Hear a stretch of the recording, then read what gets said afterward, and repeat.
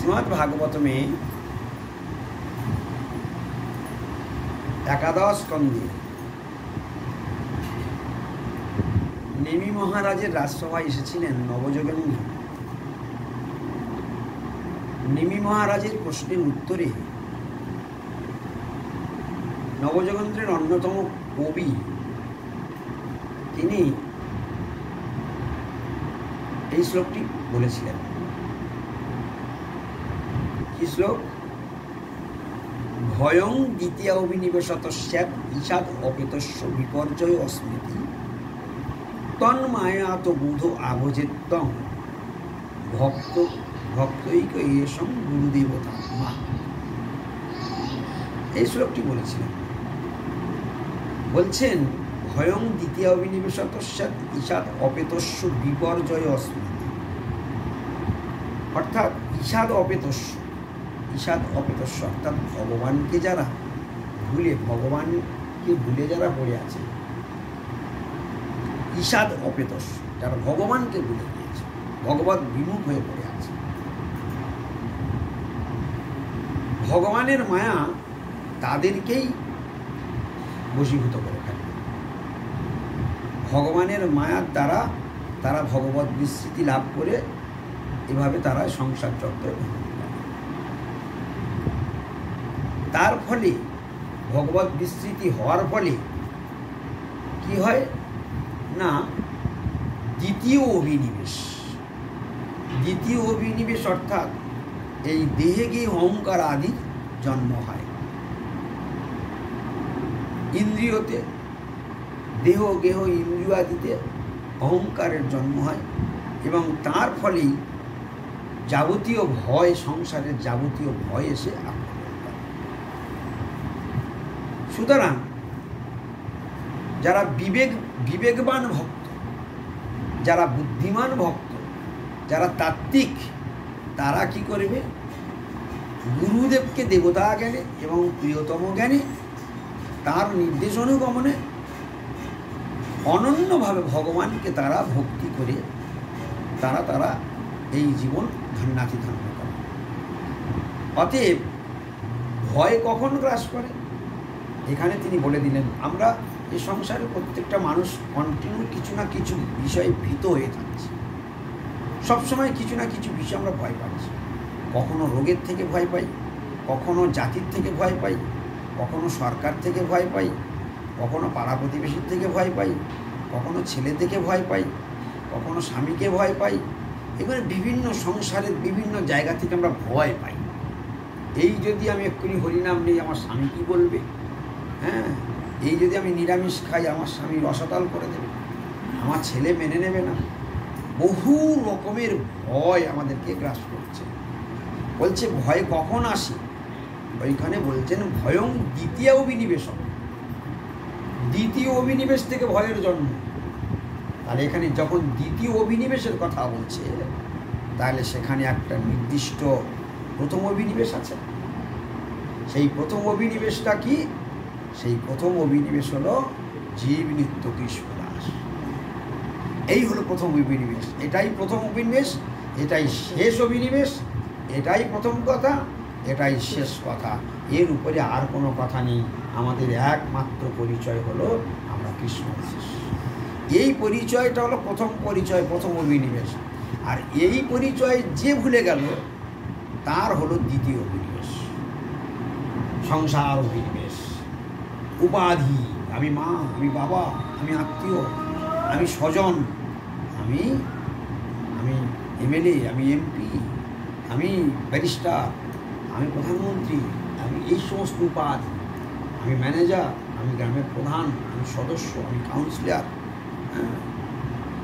এই সমস্ত দ্বিতীয় অভিনিবেশ এসে গ্রাস করে এবং দেহ ইন্দ্রিয়াতীত অহংকার এসে যায় এবং সেই অহংকার থেকে যত যাবতীয় সব ভয় উৎপাদিত হয়। তাহলে সংসারের সমস্ত ভয়ের জন্ম কোথা থেকে হলো? দ্বিতীয় অভিনিবেশ থেকে। প্রথম অভিনিবেশে কোনো ভয় থাকে না।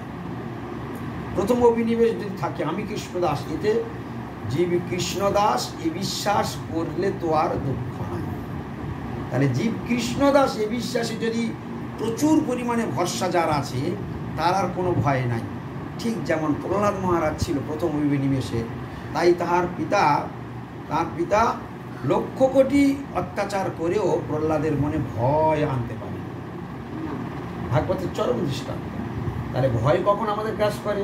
আমার কি হবে, আমাকে দেখবে, আমার জীবন কি হবে, আমি কিনে বাঁচবো, আমি কি করে খাবো, এই বহু প্রকার ভয় যখন আমাদের গ্রাস করে, সেটা কেন করে?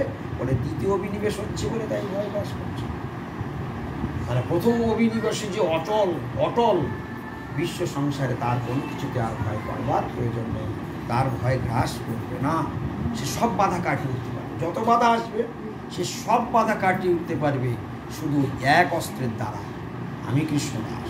ভক্তিবিনোদ ঠাকুরের বাণী, জীব কৃষ্ণদাস এই বিশ্বাস করলে তো আর দুঃখ একটা। আর এখানে ভাগবতে কবি কি বললেন? নিমি মহারাজ রাজসভায় ভয়ং দ্বিতীয় অভিনিবেশ। তাহলে ভয়ের জন্ম কোথা থেকে? দ্বিতীয় অভিনিবেশ। আর প্রথম অভিনিবেশ কি? শ্রীকৃষ্ণদাস। ভাগবতের এক একটা মর্মান্তিক কথা বলছে, ভয়ং দ্বিতীয় অভিনিবেশত্ব স্যাৎ ঈষাদ অপেতস্য। ঈষাদ অপেতস্য মানে কি? ভগবানকে ভুলে যাও, ভগবত বিস্মৃতি, ভগবানকে ভুলে যাও। তাহলে কৃষ্ণদাস যদি কৃষ্ণকে ভুলে গেল, তার জীবনে বিপদ বাড়বে না, দেখি কমবে? ঈষাদ, ঈশ মানে ভগবান, ঈষাদ মানে ভগবান হতে অপেতস্য, বিচ্যুতি হয়ে গেল, ভগবানকে সে বিস্তৃত হয়ে গেল। তার ফলেই ভয়ং দ্বিতীয় অভিনিবেশ। দ্বিতীয় অভিনিবেশ উপাধিযুক্ত হয়ে গেল। কি উপাধি হয়ে গেল? যেই দ্বিতীয় অভিনিবেশ ঢুকে গেল, তখন উপাধি এসে গেল। কি উপাধি এসে গেল? কৃষ্ণদাস এখন মা হয়ে গেল, কৃষ্ণদাস এখন কারো স্ত্রী হয়ে গেল, কৃষ্ণদাস এখন অভিমানী হল, আমি ওনার স্ত্রী, উনি আমার স্বামী, উনি আমার বাবা, উনি আমার মা, সব কৃষ্ণদাস এখন উপাধিযুক্ত হয়ে যাচ্ছে। কৃষ্ণদাস সব এখন উপাধিযুক্ত হয়ে যাচ্ছে। দেহে গিয়ে অহংকার, এই তো আমার স্বামী, আমার স্বামী এমএলএ, আমি কার ডর করি? অহংকার, উপাধি। ওই যে দ্বিতীয় অভিনিবেশ ঢুকলো, সঙ্গে সঙ্গে উপাধি এসে গেল, আর উপাধির থেকে অহংকার প্রবেশ করল। হ্যাঁ, আমি এই, আমি ওই, আমি তাই, এই সমস্ত এসে আমাকে গ্রাস করে। আর যখনই ওই অহংকার এলো, ওই অহংকারের থেকে যাবতীয় ভয়, একটা ভয় নয়, সংসারের যাবতীয় ভয় ওই তখনই গ্রাস করে। কিন্তু যে প্রথম অভিনিবেশে আছে, তার কোনো ভয় নেই। সমস্ত যারা ভগবানের উপর নির্ভরশীল, তাদের কোনো ভয় নেই। তাদের জ্বলন্ত দৃষ্টান্ত হল প্রহ্লাদ। লক্ষ কোটি অত্যাচার তার পিতা করেছে, কিন্তু তার এক বিন্দু ভয় আনাতে, এই জন্য ভয় পাওয়ার কোনো দরকার নেই। ওই যে বিরুদ্ধ কৃষ্ণদাস তাহা ভুলি গেল, এই দোষে মায়া তাদের গলায়। তাহলে সংসার ফাঁস কাদের গলায় লাগে? সংসার ফাঁস তাদের গলায় লাগে যারা কৃষ্ণকে, জীব নিত্য কৃষ্ণদাস তাহা ভুলি গেল, এই দোষে মায়া তারে গলায় বাঁধে। তাহলে আমাদের বিপদ আমরাই ডেকে নিয়ে আসছি। তো সেই ভগবানকে আমাদেরকে জানার দরকার। সেই ভগবানকে যতদিন না জানতে পারবো, সেই ভগবানকে যতদিন না ভালোবাসবো, ততদিন পর্যন্ত এই জন্মে যা জ্বলছি তার 100 কোটি গুণ জ্বালা সামনের জন্মগুলো আসবে। অতএব এই জন্মে বরং ভালো, এখন যে জ্বালা পাচ্ছি এটা তো সহ্য করা যাচ্ছে। এর পরের জন্মে ভগবানকে না ভজন করলে যে জ্বালা আসবে, সে আর সহ্য করার মতো হবে না। তাই হেসে খেলে এই দিনগুলোকে পার করে দেওয়া উচিত। এই দিনগুলোকে ভজন করতে করতে পার করা উচিত।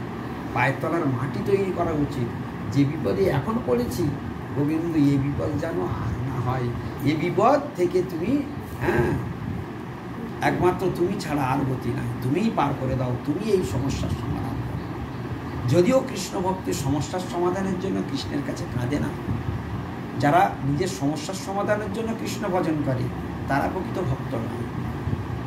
কথার কথা, ওগুলো আনুষঙ্গিকভাবে এসে যায়। আমরা যদি ভগবানকে ভালোবাসি, তাহলে আলাদা করে এইগুলো বলবার জন্য লাগবে না। সেবা করবো, ভালোবাসবো, তোমায় বলবো গোবিন্দ আমার ভালো করে দাও, আমার স্বামী ভালো করে দাও, আমার মেয়েটার বিয়ে দিয়ে দাও, এই ধরনের কথাবার্তাগুলো আর বলতে লাগে না। এগুলো বলার কোনো অপেক্ষা রাখে না। যদি বলি তা সেটাও ভগবানের খারাপ।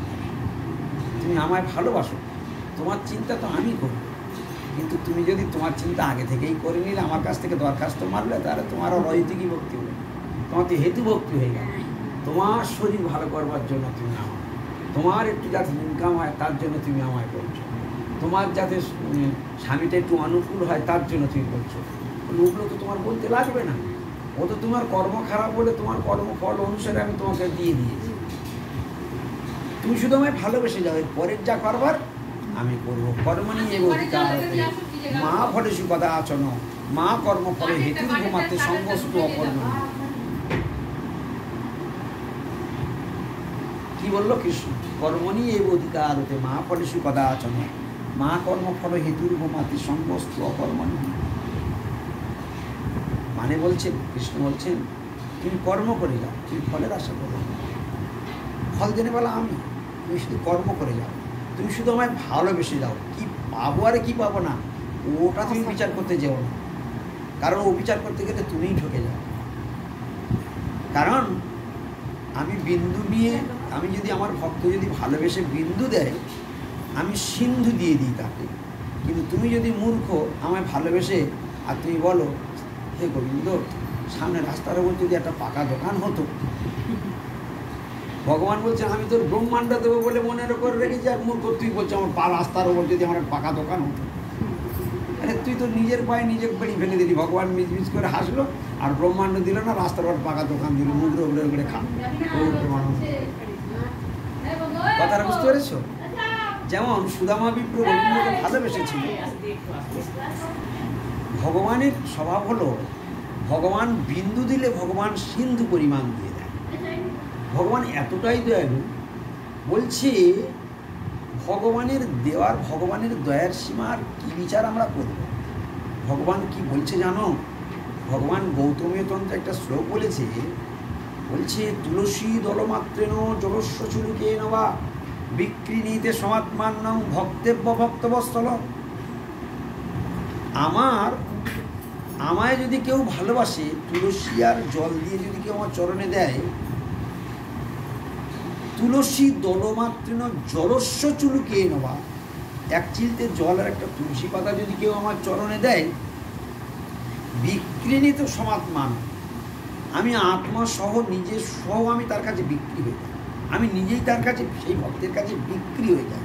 আচ্ছা ভগবান তো অনন্ত কোটি ব্রহ্মাণ্ডের মালিক, আর ভালোবেসে যদি ভগবানকেই কিনে নেয় ভক্ত, আচ্ছা সেই ভক্তের কি কি পাওয়ার বাকি রইল?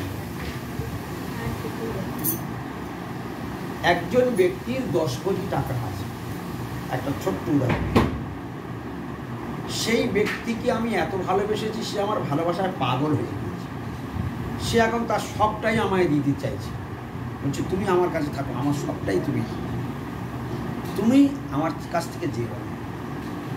কেন? সে তো 10 কোটি টাকা সম্পত্তি হাতাবার জন্য ভালোবাসে।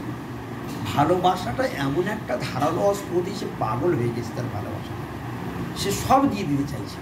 ভগবান বলছেন আমার যদি কেউ তুলসী আর জল দিয়ে পূজা করে, ভক্তি করে চোখের জল ফেলে পূজা করে, আমি তার কাছে বিক্রি হয়ে যাই, আমি নিজেকে বিক্রি করে দেয়। ভগবান নিজে যদি তার হয়ে যায়, তাহলে অনন্ত কোটি ব্রহ্মাণ্ডের মালিক ভগবান, তাহলে সে অনন্ত কোটি ব্রহ্মাণ্ডের মালিকানাও কৃষ্ণ তাকে দিয়ে দিতে পারে।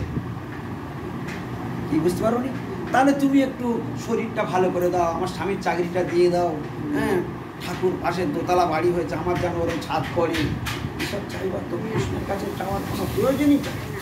যদি কেউ এরকম চায় তাহলে সে হলো মূর্খ, সে নিজের পায়ে নিজে কুড়ুল মারল। এই জন্য গীতাতে ভগবান বললেন কর্ম নিয়ে অধিকার হতে মা ফলে সুপার আছে না, তুমি শুধু কর্মটা করে যাও, তুমি ফলের আশা করো না।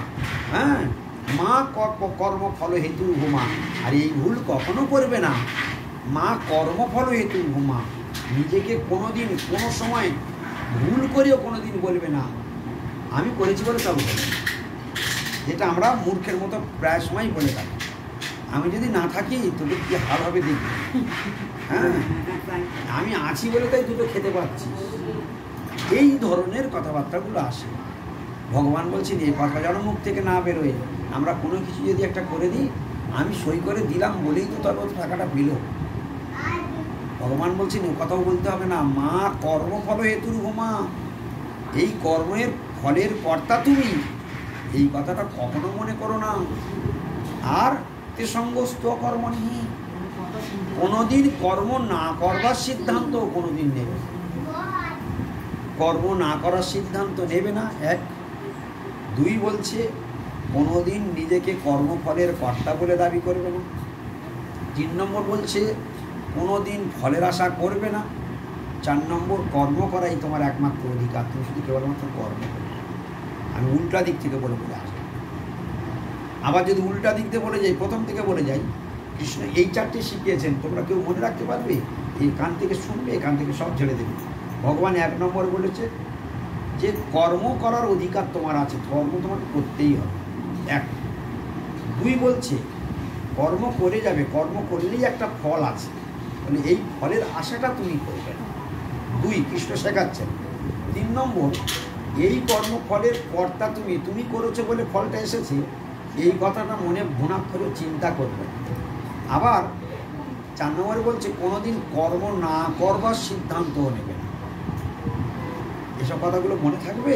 ওই একটা শ্লোকের মধ্যে কর্ম নিয়ে অধিকার হতে মা পরেশু পদাচন মা কর্মফল হেতুর ভূমাতে সঙ্গস্থ অকর্মণি। যদি শুধু গীতা শ্লোকটা বলে দিই তোমরা একটা কথা বুঝতে পারতে, যদি শুধু শ্লোকটা বলে দিতাম গীতার, তাহলে তোমরা একটি কথাও বুঝতে পারতে না। আবার সেটাকে বাংলায় ভেঙে বলা হলো, তবু কি তোমরা মনে রাখতে পারবে? আমার মনে হয় না যে মনে রাখতে পারবে। খুব চেষ্টা করলে, খুব চিন্তা করলে তবে একটু মনে থাকবে, নতুবা থাকবে না। এই জন্য ভগবানকে শুধু আমাদের একটাই মাত্র কর্তব্য, আমি কৃষ্ণদাস। আমার প্রথম অভিনিবেশ কি? আমি কৃষ্ণদাস। আর দ্বিতীয় অভিনিবেশ ভয়। দ্বিতীয় অভিনিবেশ কি? ভয়। দ্বিতীয় অভিনিবেশ থেকে ভয়ের জন্ম। দ্বিতীয় অভিনিবেশ কোনটা? সংসার। দ্বিতীয় অভিনিবেশ হলো সংসার বাসনা।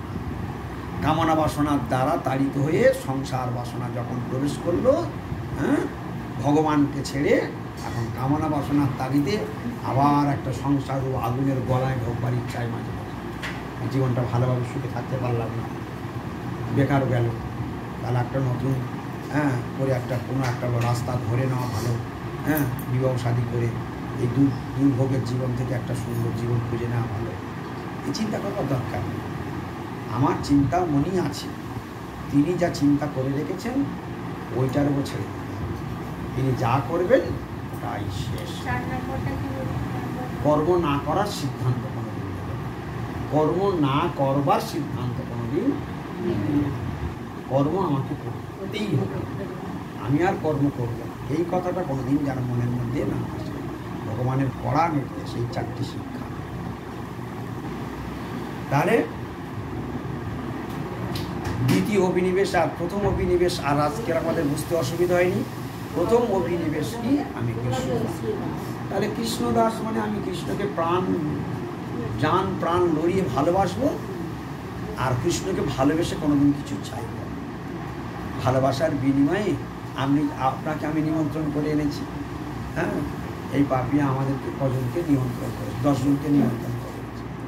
আর 10 জনকে নিমন্ত্রণ করে এনে সকালে প্রসাদ দিয়েছে, দুপুরে ফের প্রসাদ দেবে। প্রসাদ পাওয়ার পরে এবার পাপিয়া যদি বলে হরে কৃষ্ণ, পাপিয়া যদি যাওয়ার সময় বলে এবার প্রত্যেকে 500 টাকা করে দিয়ে যাও, প্রত্যেকে 500 টাকা করে দিয়ে যাও, তখন জিজ্ঞাসা করছে কি জানে 500 টাকা, বলে কেন 2বার করে খাও। তাহলে কি হবে? তখন পাপিয়ার যে যত্ন করেছিল, যে ভক্তিটা করেছিল, ওইটা এবারে খুব টেস্টফুল হবে। তো তখন মনে মনে যা হবে রে ভাই, যে জীবনে আর যতদিন বেঁচে থাকবো, এই বাড়িতে মানুষ আসে। তাহলে দেখো একটা ছোট্ট উদাহরণ দিলাম, ভালোবেসে বিনিময়ে যদি কিছু চাই, সে ভালোবাসা যেমন মূল্যহীন হয়ে যায়, সেই ভালোবাসাটা কলঙ্কিত হয়ে যায়, সে ভালোবাসাটার কোয়ালিটি নষ্ট হয়ে যায়, ওই ভালোবাসার মর্যাদা থাকে না। ভগবান বলছেন আমাকে তুমি ভালোবেসে যদি তুমি আমার কাছে এরকম চাও, তাহলে তোমার ভালোবাসাটার কী হয় তুমি বুঝে যাও। বোঝা গেল? জন্য ভগবান চাই আমাকে ভালোবেসে কোনোদিন কি আমার কাছে কিছু চাইবে না। তুমি তো চাইলে বোকা, তুমি তো একটা দোকান চেয়ে ফেলবে, তুই তো বলবে বড় একটা বাড়ি করে দাও। সুদামা আমার কাছে চাইলো না, আমি তার সোনার রাজপ্রাসাদ দিলাম। সুদামার স্ত্রী চেয়েছিল তুমি বন্ধু, তোমার বন্ধু দ্বারকার রাজা, তুমি কিছু চেয়ে না। সুদামার উপরে চাইনি, ওদের লাড়ু খাইয়েছে তবু চাই। আর ভগবান খুদের লাড়ু খেয়েছি বলে আমার বন্ধু আমার খুদের লাড়ু খাইয়েছে, হ্যাঁ হ্যাঁ ঠিক আছে আমি সোনার রাজপ্রাসাদ দিই। তাহলে সোনার রাজপ্রাসাদ, খুদের লাড়ু খেয়েছে সোনার রাজপ্রাসাদ দেয়, তার কাছে তুমি কেন এরকম টুকটাক চাইবে? গৌর প্রেমানন্দে হ্যাঁ কি পিবলি কি চাইবে বলো? আমি কিছু চাই না বাবা। গৌর প্রেমানন্দে হরি বল। তাই ভগবানের কাছে কোনোদিন কি চাওয়ার প্রয়োজন চাই না, যেটা তোমার হবে সেটা। ভগবানকে, ভগবানের কাছে কিছু চাওয়ার কোনো প্রয়োজন নেই আমাদের। এটা কি আমরা বুঝতে পেরেছি? ভগবান চাইতে হবে। ভগবান বলছে তুমি আমায় ভালোবেসে দাও, আমি যে তোমায় কোথায় নিয়ে যাব তুমি তোমার তোমার কল্পনার অতীত, তোমার কল্পনার অতীত তুমি কল্পনায় আনতে পারবে। যদিও ধ্রুব মহারাজ যখন তপস্যা করতে গেল, তিনি রাজা হওয়ার জন্য, রাজ্য লাভ করবার জন্য, হ্যাঁ তিনি তপস্যা করতে গেল। ওটা সকাম ভক্তি, ভগবানের কাছে চেয়ে ভক্তি করা, সকাম ভক্তি করতে গেল। ভগবান তাকে তপস্যা করবার পর ভগবানকে দর্শনও পেল, দর্শন পেয়ে আবার 36,000 বছর সংসারে থাকতে হলো। কিন্তু ভগবান তাকে বোনাসটা দিয়ে দিল, তুমি যেহেতু আমার আরাধনা করেছো, আমায় লাভ করেছো, তার জন্য আমি তোমাকে তোমার জন্য পার্সোনালি ধ্রুব লোক বানিয়ে দিলাম। অনন্ত ঘটিকালে এরকম ভাববার কারণ হবে না যা তোমাকে দিলাম। তাহলে এদিকে মর্তভূমিতে রাজত্ব করলো 36,000 বছর, রাজা হয়ে থাকলো, আবার এখান থেকে গিয়ে আবার ধ্রুব লোকে সেখানে রাজা হয়ে থাকলো। তাহলে ভগবানের ভজন করলে হাতি মরলে লাখ টাকা, বাঁচলে লাখ টাকা।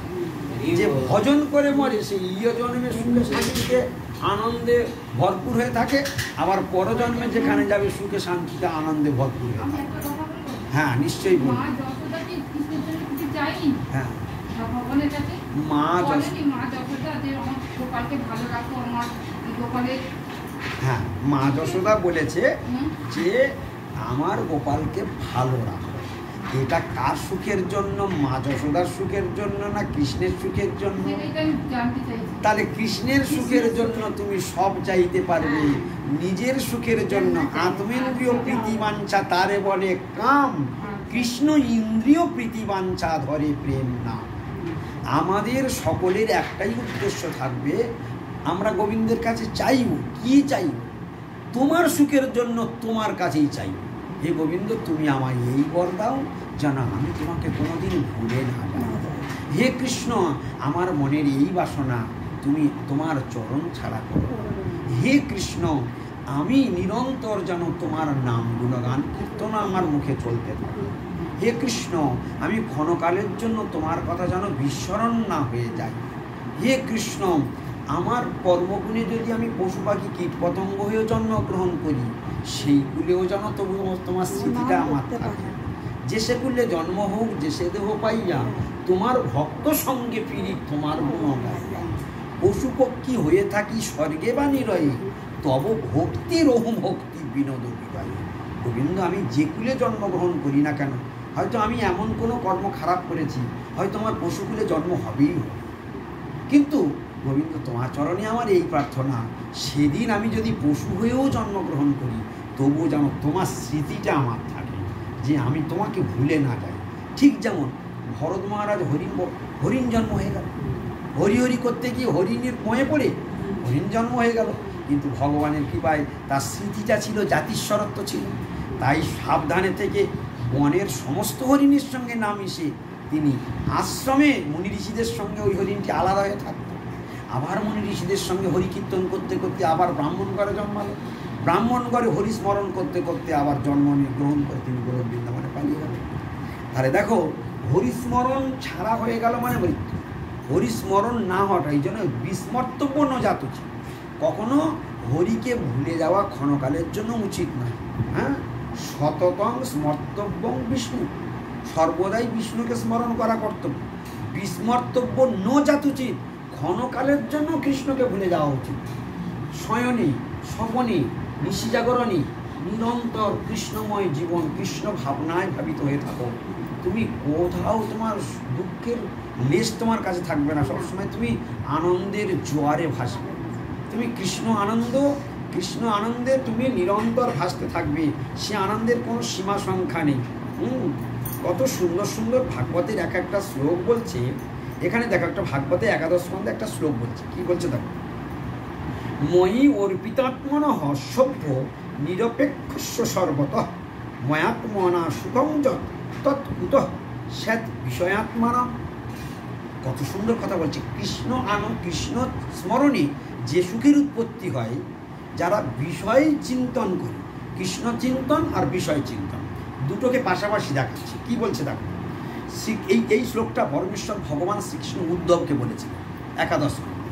বলছে শ্রীকৃষ্ণ উদ্ধব মহারাজকে বললেন, হে সাধক, যিনি আমার প্রতি চিত্ত সমর্পণ পূর্বক বিষয় বাসনা শূন্য হইয়াছেন। বিষয় বাসনা শূন্য, এই বিষয়ের প্রতি আর কোনো ভোগের বাসনা যার নেই। শ্রীকৃষ্ণ, হে সাধক, যিনি আমার প্রতি চিত্ত সমর্পণ, ময়ার্পিত আত্মা, এখানে বলছে মজ্জর্পিতাত্মনঃ শ্লোকটা আছে, কিন্তু ওকে সন্ধি ছাড়ালে ময়ি অর্পিত আত্মনঃ।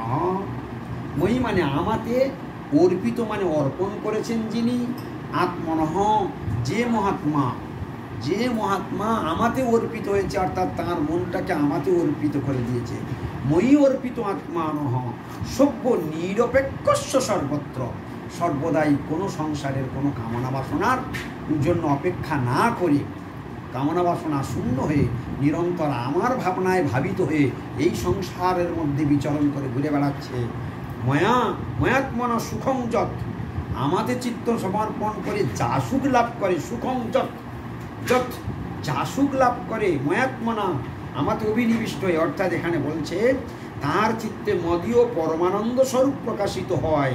অর্থাৎ আমার চিন্তায় বিভোর থাকার ফলে যে সুখ, যে শান্তি, যে আনন্দ উৎপাদিত হয়, বলছে বিষয়াসক্ত পুরুষ তাদৃশ সুখ কোনোরূপেই সম্ভবপর নয়। তারা কোনোদিনই এই সুখের ধারে কাছেও পৌঁছাতে পারবে না।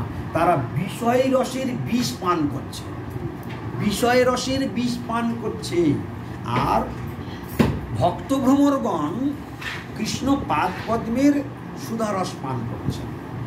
তাহলে ভক্ত ভ্রমরের ভগবানের গোবিন্দের পাদ পদ্মের অমৃত সুধারস পান করা আর বিষয়াসক্ত লোকের সংসারের বিষ রস পান করা, দুটো কি এক জিনিস? দুজনে কি একই সুখ পাবে? ভগবান শ্রীকৃষ্ণ উদ্ধবকে এই কথা বলল, ময়ার্পিত আত্মনঃ সভ্য নিরপেক্ষস্য সর্বত। যারা আমাতে অর্পিত আত্মা তারা সর্বদাই নিরপেক্ষ। নিরপেক্ষ শব্দের এখানে অর্থ কি? কোনো কিছু ভোগের জন্য অপেক্ষা করে দাঁড়িয়ে থাকে না। যখন যেমন তখন তেমন, সেই পরিস্থিতি অবস্থা থেকে যে মানাতে পারে, এটা একটা ভেরি এই যে নিরপেক্ষ সর্বতাটা, নিরপেক্ষ সর্বতভাবে নিরপেক্ষ, কোনো কিছুর অপেক্ষা রাখে, কোনো কিছুর অপেক্ষা করে। যারা শুদ্ধ কৃষ্ণ ভক্ত এই সংসারে কোনো কিছু তারা অপেক্ষা করে না। কীরকম অপেক্ষা? যেমন আজকের সংসারে এটা নাই, তার জন্য দুঃখে কাতর হচ্ছে। আজকের আমার ভাগ্যে এটা জোটে নাই, তার জন্য অপেক্ষা করছে না। আজকের আমার কপালে লেখা নাই যে এখানে দেখো যে পাপিয়া তরকারি রান্না করেছে, এখন 15 জনের জন্য রান্না করেছে, হঠাৎ বিধির চক্রে 25 জন হয়ে গেছে। যা ছিল কোনো রকম মেনটেন হয়ে গেছে, লাস্টে 3 জনেরও হয়নি। হতেই পারে 3 জনের হয়নি, লোক বেড়ে গেছে, হঠাৎ 3 জনের হয়নি। তখন যদি সে কাতর হয়, সে যদি দুঃখ পায়, ইস আমার হলো না, ইস আমার হলো না, বলে ও কৃষ্ণ ভক্ত, ও কৃষ্ণ ভক্ত নয়, অপেক্ষাযুক্ত হয়ে গেল। তখন কৃষ্ণ ভক্তের স্বভাব কি বলছে? তখন কৃষ্ণ ভক্ত হাসি মুখে বলে, আজকের আমার কপালে তরকারি লেখারি, তা আমি কোথা থেকে পাবো? এই হলো কৃষ্ণ ভক্তের স্বভাব। আর বিষয়ী লোকের, হ্যাঁ আমি যদি প্রথম ব্যাচে বসতাম তাহলে আমার এই হ্যাঁ তখন আমি প্রথম ব্যাচে বসতে চেয়েছিলাম, এই পাপিয়া আমার বসতে দেয়। বসতে দেয়নি, যার ফলে আমার এই ওই জন্য হলো না। মানে বিষয়ী লোকের দর্শন আলাদা আর শুদ্ধ কৃষ্ণ ভক্তের দর্শন আলাদা। এই জন্য কৃষ্ণ ভক্ত শুদ্ধ, আসতে কথা বলবেন, শুদ্ধ কৃষ্ণ ভক্ত সবসময় নিরপেক্ষ। নিরপেক্ষটা এখানে খুব ইম্পর্টেন্ট, খুব ভালো করে বুঝবে। সংসার জীবনে প্রচুর কাজে লাগবে এই শব্দটা, মনে রাখো। আজকে এই শব্দটা কোনো সাধারণ শব্দ নয়, সংসার জীবনে প্রচুর কাজে লাগবে। নিরপেক্ষ, তুমি কৃষ্ণ ভক্ত হও আর বা না হও, এই নিরপেক্ষ শব্দটা যদি মনে রাখতে পারো। গোবিন্দ শ্রীকৃষ্ণ উদ্ধবকে কথা শিখিয়েছিলেন। আজকে যদি আমরা শিখে ঘরে যেতে পারি, তাহলে আমাদের এই আনন্দনগরে আসা, এই হুগলিতে আনন্দনগরে আসা সার্থক হয়ে যাবে। যে একটা কথা শিখে ঘরে এসেছিলাম, কি আমাদের প্রত্যেককে জীবনে নিরপেক্ষ হতে বলেছেন কৃষ্ণ। কি হতে বলেছেন? নিরপেক্ষ। আমরা নিরপেক্ষ বলতে কি বুঝি? এ পক্ষও নেব না, ও পক্ষও নেব না, মিডিলে থাকবো, এর নাম নিরপেক্ষ। বলে এটাও ঠিক, এটাও ঠিক। কারণ একে নিন্দে আরে বন্দে সেই যায় ক্ষয়। এ জগতে সংসারে বাঁচার কত টেকনিক দেখো, এইগুলো যদি মনে রাখতে পারো বেঁচে যাবে, ভীষণ বাঁচা বেঁচে যাবে। সংসারে বাঁচতে গেলে সাংসারিক জীবনে দেখবে এক পাড়ায় যদি বাস করি, কিছু আপন থাকে, কিছু পর থাকে, কিছু শত্রু আমাদের হয়, কিছু মিত্র হয়। যদিও এগুলো সত্য নয়, মনের ভ্রম। যদি এগুলো হলো মনের ভ্রম। সত্য মিথ্যা, আপন পর, ভালো মন্দ, ভদ্র অভদ্র, এসবগুলো সব মনের ভ্রম। এগুলো অন্য জায়গা থেকে, মায়ার থেকে উৎপাদিত হচ্ছে। এগুলো আলাদা, অনেক এর গভীরতা রয়েছে, অনেক ব্যাখ্যাও রয়েছে। শুধু এইটুকু জেনে নাও, সংসারে কোনোদিন কারোর পক্ষ হয়ে নিয়ে কথা বলবার দরকার নেই। একে নিন্দে আরে বন্দে সেই যায় ক্ষয়। এক সময় কি প্রসঙ্গে কথাটা বলেছে? নিত্যানন্দ আর হরিদাসের, নিত্যানন্দ আর অদ্বৈত আচার্যের ঝগড়া বেঁধেছে। তা তাদের ঝগড়া মানে প্রেমের কলহ। এমন ঝগড়া হচ্ছে, নিত্যানন্দ অদ্বৈতের ঝগড়া চৈতন্য ভাগবতে আছে, কোনোদিন পড়বে বুঝতে পারবে।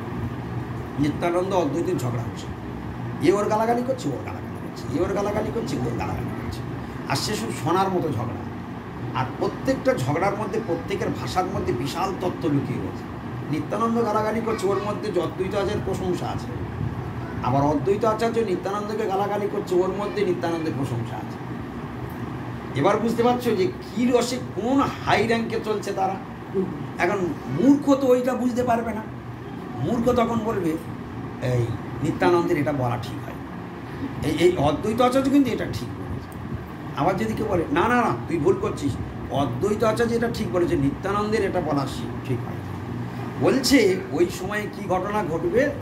বলে একে নিন্দে আরে বন্দে সেই যায় ক্ষয়। একে নিন্দে আরে বন্দে মানে ওরটা ঠিক হয়নি, এরটা ঠিক হয়েছে, বা এরটা ঠিক হয়নি, ওরটা ঠিক হয়েছে।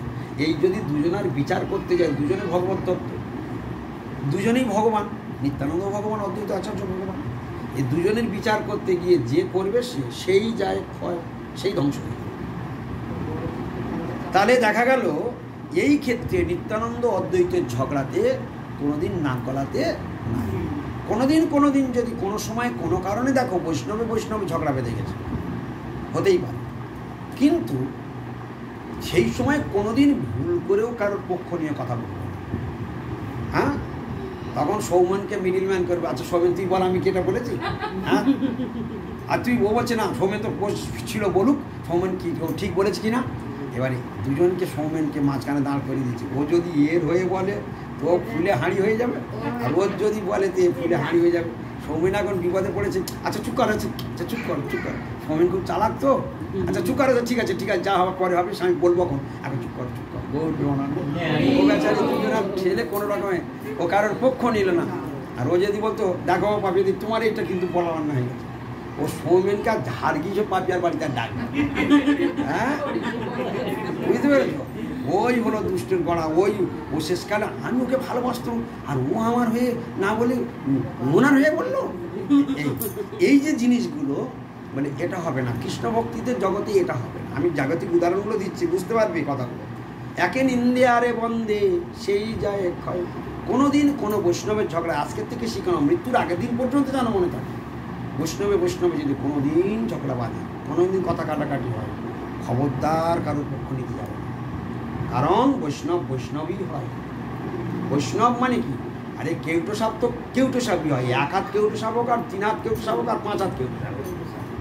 5 হাত কেউটো সাপ কামড়ালে মরবে, 3 হাত কেউটো সাপ কামড়ালে মরবে, আবার 1 হাত কেউটো সাপ কামড়ালেও মরবে।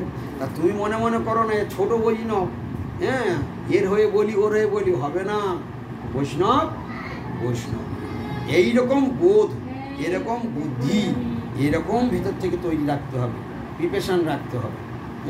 সেই অবস্থায় যদি কোনো দিন মিডলে পড়ে যাওয়া হয়, তাহলে কোনো রকমে সেইখানে কোনো কমেন্ট না করে উভয় পক্ষে থামিয়ে রাখা। আবার দুদিন পরে দুজনে মিল হয়ে যাবে। হ্যাঁ, আমে দুধে মিশে যাবে, আঁটি গড়াগড়ি যাবে। প্রবাদের কথা জীবনে কোনো দিন মিলবে। ওই জন্য যখন স্বামী স্ত্রীতে ঝগড়া বাঁধে, তৃতীয় পক্ষ কোনো দিন কথা বলতে নাই, কি হবে জানো তো? সর্বনাশটা। ও স্বামী স্ত্রী ঝগড়া লেগেছে, ওদের পুকুরে ঝগড়া, ওই এখন ঝগড়া হচ্ছে, 3 ঘন্টা পরে ওরা দুজন ঠিক মিলে যাবে। আর তুমি এই ফাঁকে যদি একজনের পক্ষ নিয়ে বলেছো, তোমার একবার চিরকালের মতো তোমার তুমি হবে। হ্যাঁ, অতএব ওইখানে কখনো নাক গলাতে নাই। ওরা এক্ষুনি ওই জন্য হ্যাঁ ঋষি শব্দে, অজাযুদ্ধে ঋষি শব্দে, হ্যাঁ দাম্পত্য কলহে বহারম্ভে লঘুক্রিয়া চাণক্য পণ্ডিত শিখিয়েছিলেন। হ্যাঁ, যে এইসব জায়গায় নাক গলাতে ঋষি শব্দে অজাযুদ্ধে, হ্যাঁ দাম্পত্য কলহে বহারম্ভে লঘুক্রিয়া, মানে বোঝো চাণক্যমণিতে শিক্ষা বলছে, যখন বনের মধ্যে কোনো ঋষি দেহত্যাগ করবে, তো ঋষিরা তখন বিশাল একটা মানে তোড়জোড় শুরু করবে, কিন্তু দেখা গেল এমন তোড়জোড় করবে না বিশাল কিছু হবে, তারপর দেখা গেল সে লাস্টে কোনো কিছুই নেই, কী হয়ে গেল, চুপচাপ হয়ে গেল এরকম।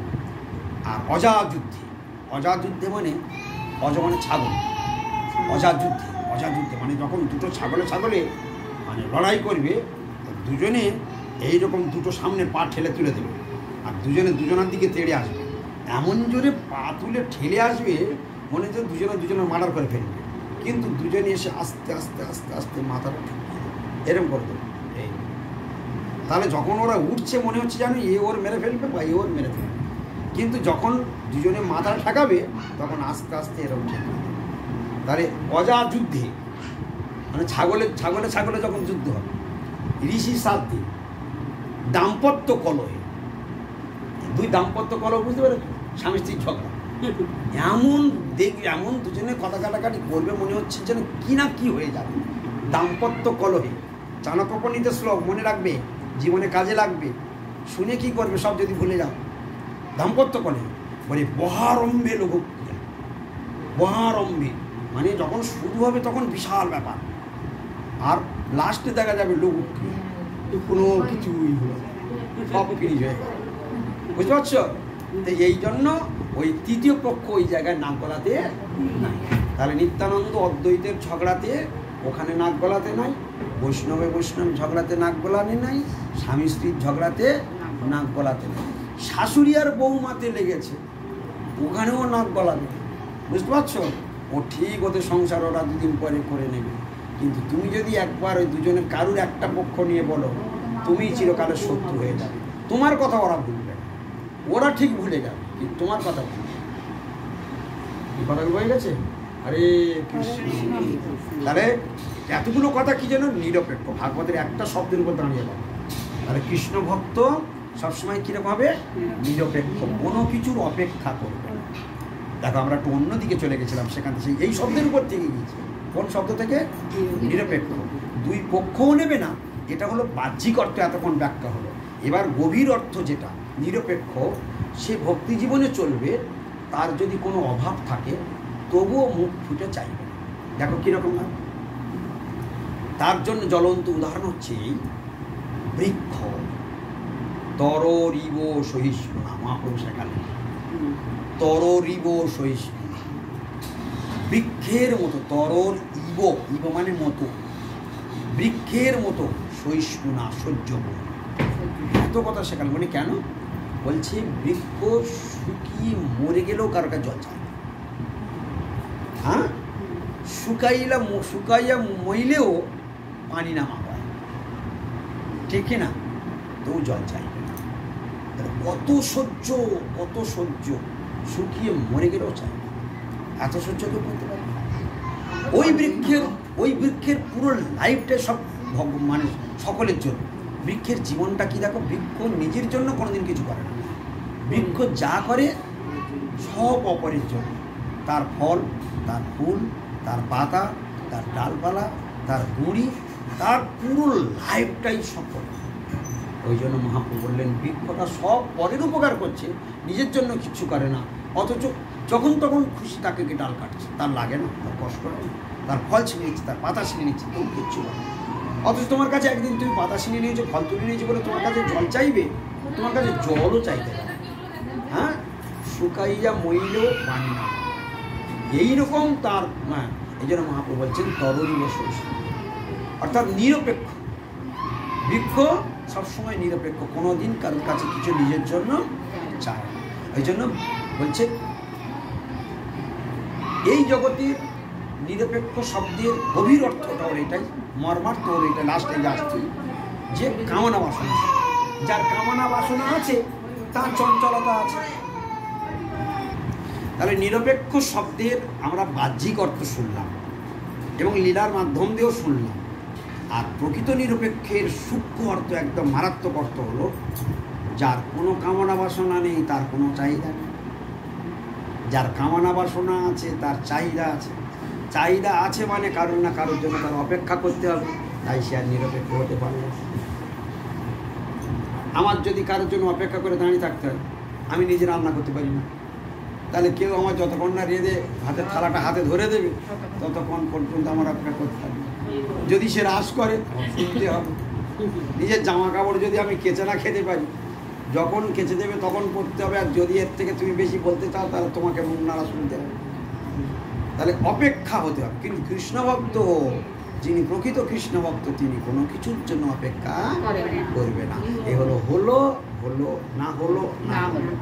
এই জন্য হ্যাঁ, পাপিয়ার তরকারি থেকে ধরে আর এই পর্যন্ত এতক্ষণ ধরে একটা শব্দের উপর আমরা আলোচনা করলাম, নিরপেক্ষ।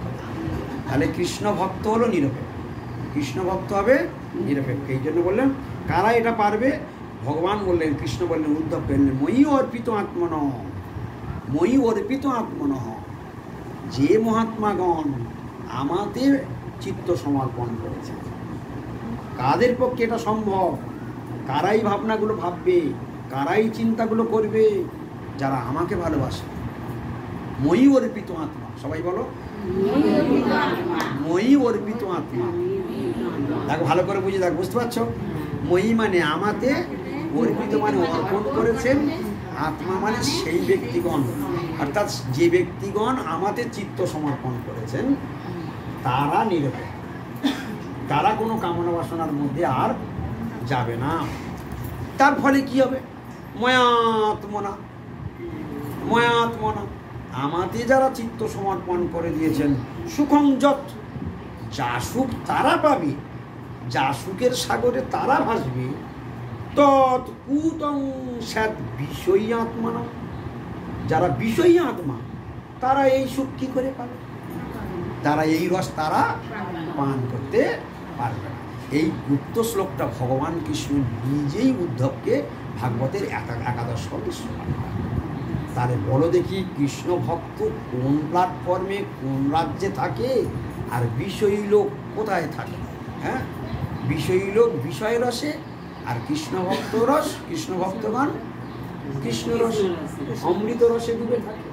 কৃষ্ণ ভক্তগণ অমৃতের অমৃত ভগবান কৃষ্ণ রস পান করে। হ্যাঁ, এই জন্য ভগবানের কথা সর্বদাই, ভগবান অমৃত আর ভগবানের কথাও অমৃত। সেই পরমেশ্বর ভগবানের কথা আজকে আমরা শ্রবণ করছি। তাহলে ভগবানকে ভুলে যাওয়া মানে বিপদের শেষ। হ্যাঁ, ঈষাদ অপেতস্য, ঈষাদ অপেতস্য মানে ভগবানকে বিস্মৃত হয়ে যাওয়া। যারা ভগবানকে ভুলে গেল, তার 4টে পয়েন্ট এখানে বলছে। যে ব্যক্তি ভগবানে বিমুখ হয়, ভগবানের মায়া তাদেরকে স্বরূপ বিস্মৃতি ঘটিয়ে থাকে, তাদেরকে স্বরূপ বিস্মৃতি ঘটিয়ে থাকে। তাদেরকে স্বরূপ বিস্মৃতি ঘটিয়ে দিচ্ছে যারা ভগবানকে ভুলে যায়। যারা ভগবানকে ভুলে যায়, মায়া তাদের স্বরূপ বিস্মৃতি ঘটিয়ে থাকে। তার ফলে দ্বিতীয় অভিনিবেশ হয়ে গেল। দ্বিতীয় অভিনিবেশটা কি বলছে? দেহে গেহে অহংকারের জন্ম হয়। দেহে গেহে অহংকার, আমি ফর্সা, আমার দেখতে খুব সুন্দর, আমি অপসর, আমার মতন সুন্দরী আর কেউ 2-4টে রাস্তাঘাটে দেখা যায়, তাহলে একটা অহংকার। হ্যাঁ, আমি নিজে চাকরি করি, আমি কারোর পরোয়া করি না, হ্যাঁ, সে একটা অহংকার। আমি ব্রাহ্মণ বংশের জন্মেছি, তাতেও আমার একটা অহংকার। হ্যাঁ, আমি অনেক লেখাপড়া শিখেছি, হ্যাঁ, আমি খুব পণ্ডিত লোক, হ্যাঁ, এখানে একটা অহংকার। তারপরে আমি মা, আমি বাবা, আমি অমুক, আমি এমএলএ, আমি এমপি, তারপরে যদি গ্রামে ভোটে যেতে, বাপরে বাপ, বাপরে বাপ, তার যে কী হবে, সে লুচির মতো ফুলবে। তারপর যদি সে আবার ফের প্রধান হয়, কি সে যদি আবার প্রধান হয়, সে এই জন্য এই যে দেহে অহংকার। তাহলে দ্বিতীয় অভিনিবেশে যখনই প্রবেশ করলো, তখনই কি সঙ্গে সঙ্গে কি এসে গেল? দেহে গে অহংকার। দেহে গে অহংকার, আমি, আমার ছেলে, আমার স্বামী, আমার ঘর, আমার বাড়ি, আমার টাকা। ওই যে আমার টাকা কিসের? দেহের সঙ্গে কানেকশন। দেহ পড়ে যাবে, টাকা চলে যাবে। আমার ছেলে, দেহ চলে যাবে, ছেলে চলে যাবে। আমার স্বামী, দেহ পড়ে যাবে, স্বামী চলে যাবে। আমার বাড়ি, দেহ পড়ে যাবে, স্বামী, ঘর চলে যাবে। তাহলে দেহে গেহ অহংকার, সব অনিত্য অভিনিবেশ হয়ে গেল। এই জন্য কত সুন্দর কথা এখানে বর্ণন করছে। হ্যাঁ, যে যখনই দ্বিতীয় অভিনিবেশ হবে, তাহলে প্রথম অভিনিবেশ কি? আমি কৃষ্ণদাস। আর যেই কৃষ্ণদাসত্ব ভগবানকে ভুলে গেল, সঙ্গে সঙ্গে সেই ভগবানের মায়া তাকে কৃষ্ণ বিস্মৃতির তলে তলিয়ে দিল। যেই কৃষ্ণ বিস্মৃতি হয়ে গেল, স্বরূপ বিস্মৃতি হয়ে গেল, স্বরূপ বিস্মৃতি যখনই হয়ে গেল, তখনই দ্বিতীয় অভিনিবেশ হয়েছে। এক কথা বারবার আমি রিপিট করছি, মাথায় যদি ঢুকে যায়, দ্বিতীয় অভিনিবেশ হয়ে গেল। আর যেই দ্বিতীয় অভিনিবেশ হয়ে গেল, সঙ্গে সঙ্গে দেহে গিয়ে অহংকার। আর যেই দেহে গিয়ে অহংকার এসে গেল, তখন সমস্ত উপাধি আমার গলা টিপে ধরল। উপাধিগুলো কি কি? আমি কারো মা, বলো, আমার ছেলে, আমার সংসার, ওটা নয়। আমি মা, আমি বাবা, আমি ঠাকুমা, আমি দিদিমা, আমি এমএলএ, আমি কাউন্সিলর, আমি প্রধান, আমি ম্যানেজার, আমি শিক্ষিত, আমি ডাক্তার, আমি উকিল, আমি ব্যারিস্টার, আমি প্রধানমন্ত্রী, আমি ওনার পিসিমা, আমি ওনার আমি পুলিশ অফিসার। এইগুলো উপাধি, এইগুলো হলো উপাধি। এই দেহগে অহংকার হলেই এই উপাধিগুলো এসে যাবে। হ্যাঁ, এই উপাধি যখন সে এসে গেল, তখন সঙ্গে সঙ্গে তার দেহগে অহংকার এবং তার থেকে উপাধি হয়ে গেল। তার ফলে কি হলো? তার থেকে উপাধি যখন এসে গেল, এইবারে সুতরাং এই জায়গা থেকে ফেরবার রাস্তা কি? তখন বিবেকী ব্যক্তি, হ্যাঁ, বুধ আবেজেত্তং, বুধ মানে পণ্ডিতগণ, বিবেকী ব্যক্তি, যারা ভক্তিযুক্ত ব্যক্তি, বুধ আভোজেত্তং, তারা বিবেক দ্বারা, বুদ্ধি দ্বারা বিচার করে ভগবানকে ভজন করবে। হ্যাঁ, ভক্তইকে সঙ্গে একান্তভাবে ভক্তি করবে ভগবানে। গুরুদেবতাত্মা, গুরুদেবকে দেবতা জ্ঞানে, প্রিয়তম জ্ঞানে, উদ্ধারকর্তা জ্ঞানে তিনি ভগবানকে পাইয়ে দিতে পারেন। তিনি মিডিয়া, তিনি আমার জন্মদাতা, এক প্রকার জন্মদাতা, প্রকৃত জন্মদাতা পিতা। হ্যাঁ, সেই সে পরম বন্ধু, সেই পিতা মাতা শ্রীকৃষ্ণ চরণে যেই প্রেম ভক্তি দাতা।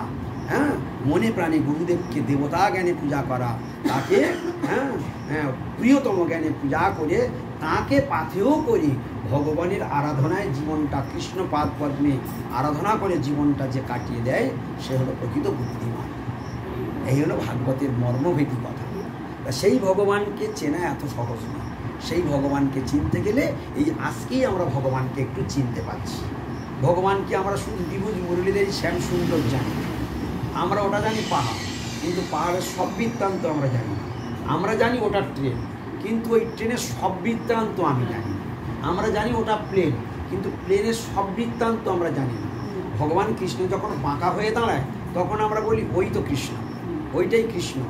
কিন্তু ওই কৃষ্ণ বললে কিন্তু সব জানা যায় না। বুঝতে পারছো? ওই কৃষ্ণ, ওই কৃষ্ণকে জানতে গেলে তোমাকে এখন জন্মান্তর কোটি কোটি জন্ম ঘুরলেও তুমি কৃষ্ণকে জানতে পারবে না। যদি কখন জানবে? বলে যেদিন তোমার প্রতি কৃষ্ণ প্রসন্ন হবে, কৃষ্ণ তোমার প্রতি প্রসন্ন হবে, যেদিন তোমার মধ্যে দৈন্য আসবে, ভক্তি আসবে, তাকে জানার আগ্রহ আসবে, আকুতি আসবে। কে তানে জানিতে পারে যদি না জানে? ভগবানকে কেউ কোনোদিন জানতে পারবে না যদি তিনি কৃপা করে না জানেন।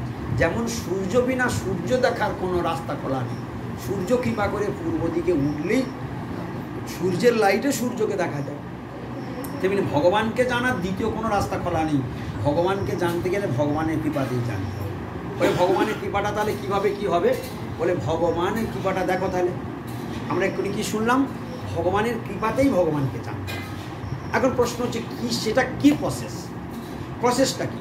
বলে ভগবানের কৃপাটা তাহলে ধরো, কৃপাতেই, তার কৃপায় তাকে জানতে হবে। তার কৃপাটা কোথায়? বলে তার কৃপা, তিনি গুরুরূপে এসেছেন। তিনি যদি গুরুরূপ মনুষ্যরূপ ধারণ না করে আসতেন, গুরুদেবের চরণে আশ্রয় নিতে পারতাম না, আর গোলকের হরিনামটা আমি পেতামও না। তাহলে কৃষ্ণ কৃপা করে ধরা দিলেন বলে তবে তো ধরতে পারলাম। হ্যাঁ, কৃষ্ণ নাম রূপে আসলেন, তাহলে এটা কৃষ্ণের কৃপা, তিনি ধরা দেওয়ার জন্যই আসলেন। কৃষ্ণ বিগ্রহ রূপে আসলেন, তবে তো তার চরণে ফুল চন্দন তুলসী তো মারতে পারছি। যদি কৃষ্ণ বিগ্রহ রূপে না আসতেন তাহলে কৃপাটা কোথায় পেতাম? হ্যাঁ, কৃষ্ণকে ফুলের মালা গেঁথে নিজে হাতে গোবিন্দের গলায় পরাতে পারছি, আমি কৃষ্ণকে কোথায় পেতাম যদি বিগ্রহ রূপে তিনি না আসতেন? তাহলে এটাই তার কৃপা। তাহলে আমি ভগবান এই ধরাধামে আসবার কোনো দরকার নেই তার, তিনি এসে এই ধরাধামে লীলাবিলাসগুলো করলেন।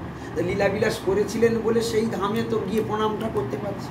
যদি তিনি না আসতেন সে ধামটা কোথায় পেতাম? হ্যাঁ, যদি তিনি জগতে কথা প্রচার করে সাধু না হতেন, এই সাধুরূপে ভগবান এসেছেন। বলছে সাধু জগতে না ছড়িয়ে দিতেন গোবিন্দ, সাধু বীজধানগুলো সমাজে ঘুরে বেড়াচ্ছে বলে হরিকথা প্রচার হচ্ছে। সাধুরা যেদিন থাকবে না সেদিন আর কেউ হরিকথা প্রচার করবে না। তাহলে ভগবান নিজে সাধুরূপে জগতে ঘুরে বেড়াচ্ছে, তাহলে সেটা তার দয়া। আর সাধু আছে বলে হরিকথা শোনা যাচ্ছে, সাধু না থাকলে কেউ হরিকথাই বলবে না। তাহলে ভগবানের কৃপাতেই ভগবানকে দেখা গেল। তাহলে তিনিই নাম রূপে এসেছেন, নাম করতে হবে, নামের মাধ্যমে তাকে ধরব। তিনি সাধু রূপে এসেছে, সাধুর কৃপাতেই তাকে ধরব। তিনি বিগ্রহ রূপে এসেছে, বিগ্রহের সেবার মাধ্যমে তাকে ধরব। তার লীলাস্থলী ধামকে প্রণাম, তাকে সম্মান, ধামের পূজা, ধামের সেবাতে জীবন অর্পণ করে দেবো। সেই ধাম প্রভুর কৃপাতেই কৃষ্ণ লাভ করব। তাহলে কৃষ্ণকে জানা, আর সাধুকে সাধু মুখেই যেন সাধু শাস্ত্র গুরু বাক্য চিত্তেতে করিয়া ঐক্য, আর না করি হোক। যদি এর বাইরে তোমার আশা থাকে তাহলে তুমি জানো দ্বিতীয় অভিনিবেশে যাচ্ছে। এখন সবসময় ভাবতে হবে আমি প্রথমে থাকবো না দ্বিতীয় যাওয়া। দ্বিতীয় যাওয়া মানে ট্রেনের চাকা লাইন থেকে নেমে যাওয়া, আর প্রথমে থাকা মানে কি আমি গোলকে যাচ্ছি। হ্যাঁ, এ জগতের কোনো দুঃখ নয়, কোনো বাধা নয়, কোনো সমস্যা নয়। প্রহ্লাদের সমস্যা যদি এত হয়, প্রহ্লাদ যদি গোবিন্দকে না ছাড়ে, পঞ্চপাণ্ডবের জীবনে যদি এত ঘাত প্রতিঘাত হয়, সে যদি ভগবানকে না বলে ধ্রুবের মা তাকে গালাগালি করলো, অসম্মান করলো, সেও গোবিন্দকে ছাড়লো না। যে গোবিন্দকে ধরেছে সে তো গোবিন্দকে পেয়েছে।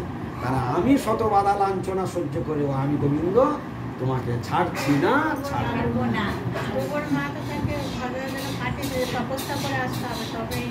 ওই একটা কথা বলেছিল বলেই তো রাইট পয়েন্ট হয়ে গেল। ওই একটা জায়গায় তো শুরু ছিল। দেখো, এ জগতের লোক, তুমি খুব সুন্দর পয়েন্ট ধরেছো। এই জগতের লোক সবসময় তুমি 100টা পজিটিভ কথা বলবে, নেবে না।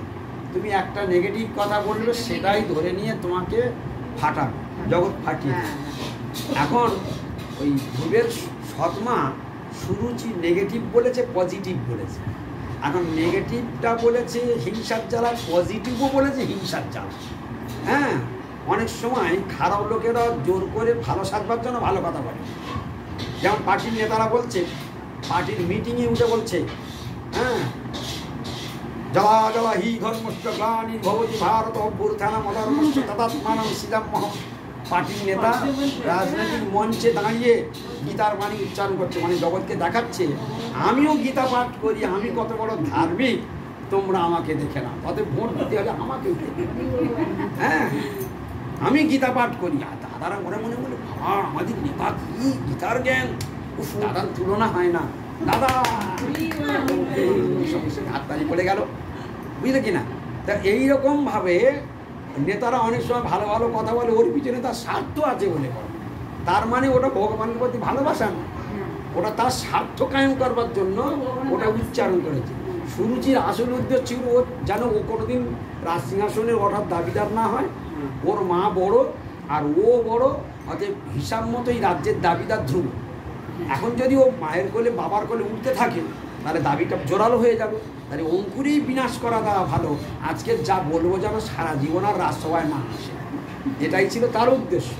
ও সেই কথা বলতে গিয়ে গাছ ঝাল মেটাবার জন্য বলেছে যে রাজার কোলে উঠেছিস, হ্যাঁ, রাজার কোলে উঠতে গেলে আরে আগে তোকে পদ্মপলাশ লোচন হরির আরাধনা করতে হবে, তারপর আমার গর্ভে জন্ম নিতে হবে, তারপর তুই রাজসিংহাসন।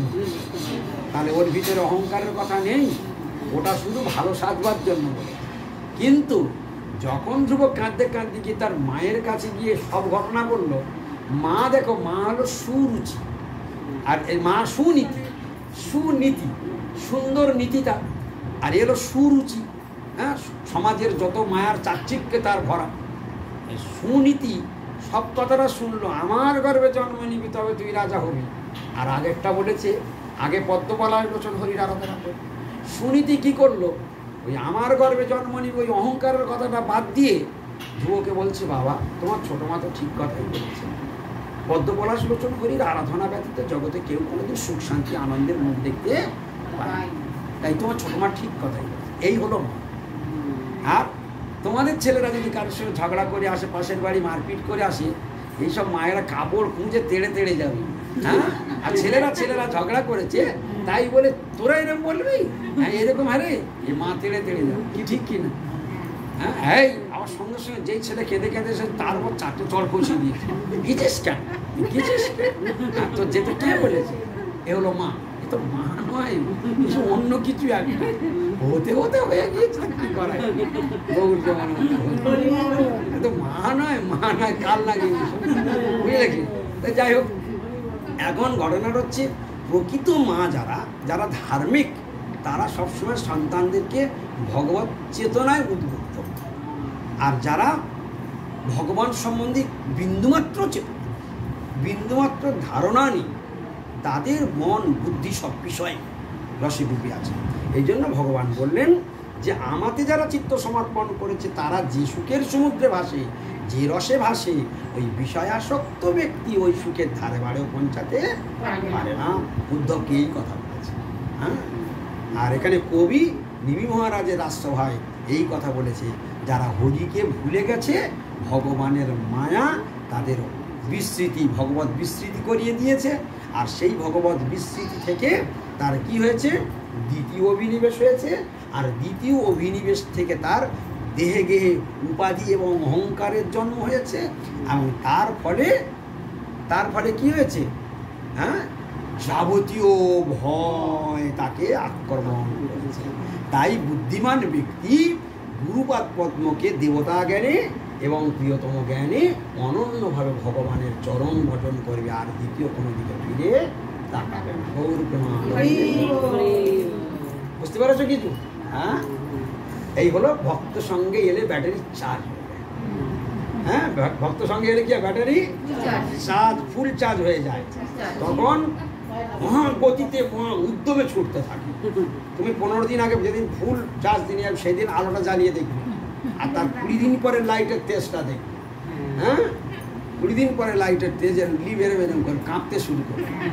এই জন্য ভাগবত বলছে নিত্যং ভাগবত সেবা, নষ্টপ্রায়শ ভদ্রেশ নিত্যং ভাগবত সেবা, ভগবতী উত্তম শ্লোকে ভক্তি ভগবতী নৈষ্ঠিকী।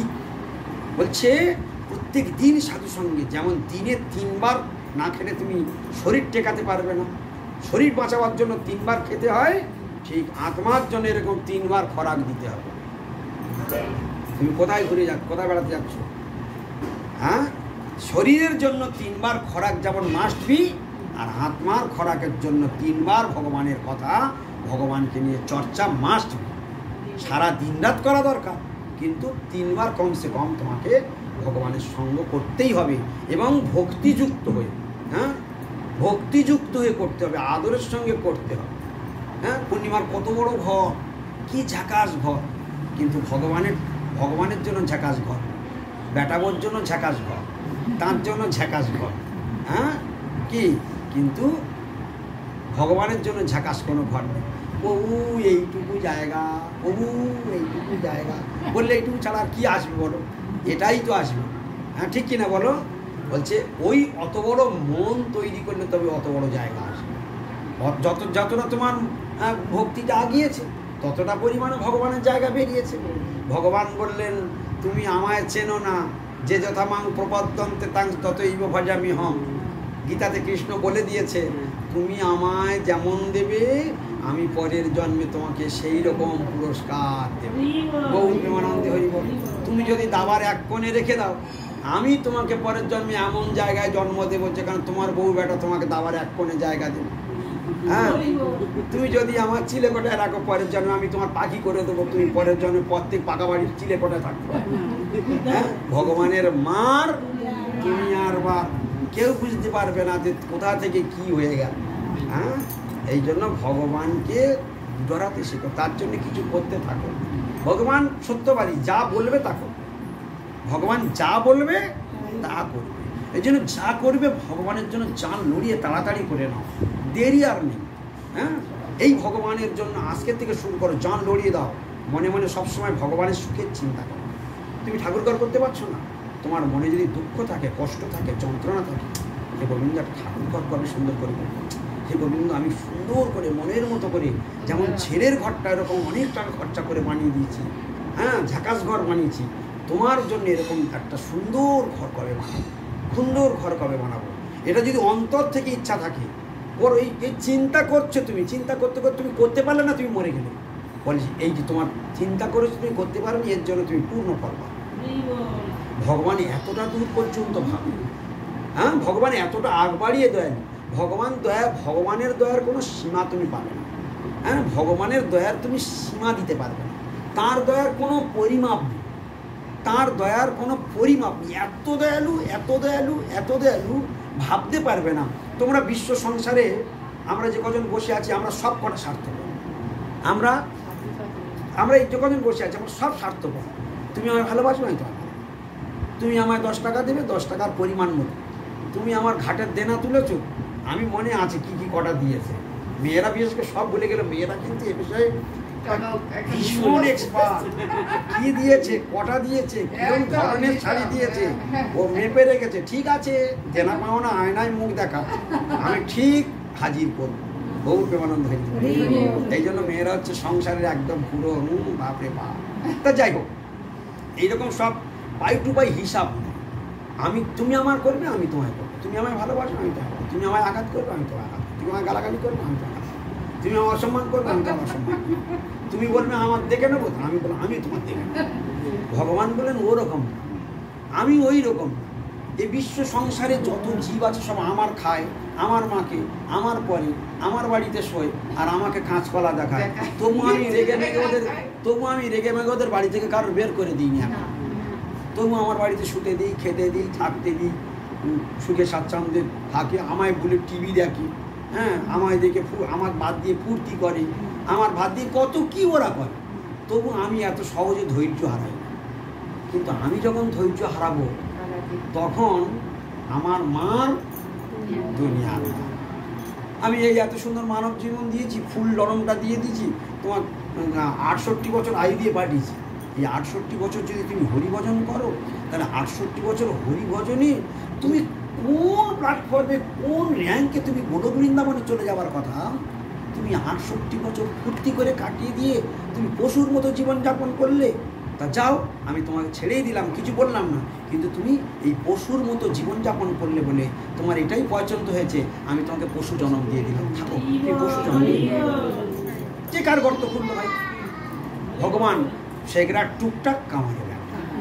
তো ভগবানের মার দুনিয়ার কেউ বাঁচাতে পারবে না। এই জন্য চাচা আপন প্রাণ বাঁচা, যদি পারো, যত পারো ঝাল লড়িয়ে ভজন করো। আর যত পারবে, একাদশী দিন ভালো করে মাছ মাংস খাও। তো একাদশী দিন অন্ন খাও না? একাদশী অন্ন খাও না? একাদশী করো? তুমি করো? তুমি একাদশীর দিন অন্ন খাও তো? ভালো করে চুটিয়ে করে খাবে, না তো নরকের জমি তোমার নামে রেকর্ড হবে না তো। হ্যাঁ না, একাদশীর দিনে যদি অন্ন খাও তাহলে শোনো, একাদশীর দিনে যদি অন্ন খাবে তাহলে এই বিশ্ব সংসারে কোনো বাপ তোমাকে আর বাঁচাতে পারবে না। যে একাদশীর দিনে অন্ন খায় সে কোটি ব্রাহ্মণহত্যার পাপ ভক্ষণ করে, কোটি গোহত্যার পাপ ভক্ষণ করে, সব সে পিতৃহত্যার পাপ ভক্ষণ করে, সব পিতৃহা, সব মাতৃহা, সব ভাতৃহা, সব গুরুহা। সে পিতৃহত্যার পাপ ভক্ষণ করে, সে মাতৃহত্যার পাপ ভক্ষণ করে, সে গুরুহত্যার পাপ ভক্ষণ করে, সে ভাতৃহত্যার পাপ ভক্ষণ করে। একটা দিনে একাদশীর দিনে যদি শুধু এক মুঠো অন্ন খায়, এক মুঠো অন্ন যদি গালে তোলে, এত বড় বিপদ তার রয়েছে। এই জন্য এইরকম ভুল যেন জীবনে কেউ না করে। কিচ্ছু ধর্ম তুমি করতে না পারো, একাদশীর দিনে অন্ন খেলে তুমি কত কোটি জনম নরকে গ্যারেজ হয়ে যাবে, তোমাকে তোমার উদ্ধার করবার জন্য জগতে কেউ থাকবে না, তোমার পাশে দাঁড়াবার মতো কেউ থাকবে না, তোমার আহা বলবার জন্য কেউ থাকবে না। অথচ তুমি একাদশী করলে তুমি বাঁচবে, তোমার বংশকেও পর্যন্ত বাঁচাতে পারবে। তাই একাদশীর মতো ব্রত নাই, জগতে গঙ্গার মতো তীর্থ নাই, হিমালয়ের মতো পর্বত নাই, আর একাদশীর মতো ব্রত নাই। জেনে রাখবে, বিশ্ব সংসারে যত যত ব্রত আছে সবার থেকে চূড়ান্ত পর্যায়ে রয়েছে একাদশী ব্রত। তাই একাদশীর দিনে এই আমার ইউটিউবে পাঠগুলো শুনে দেখবে, একাদশীর দিনে ছাড়া আছে, ভুল করেও কোনোদিন অন্ন খাবে না। এরকম বলছে, ভূয়ো দৃঢ়মানি শ্রুতাং জনা নভক্তব্যং হরের দিনে, অর্থাৎ একাদশীর দিনে বলছে ভূয়ো দৃঢ়মানি। ভগবান কৃষ্ণ নিজে বলছে ভূয়ো দৃঢ়মানি। ভূয়ো মানে বারংবার বলছি, পুনঃ বলছি, দৃঢ়মানি দৃঢ়তার সঙ্গে বলছি।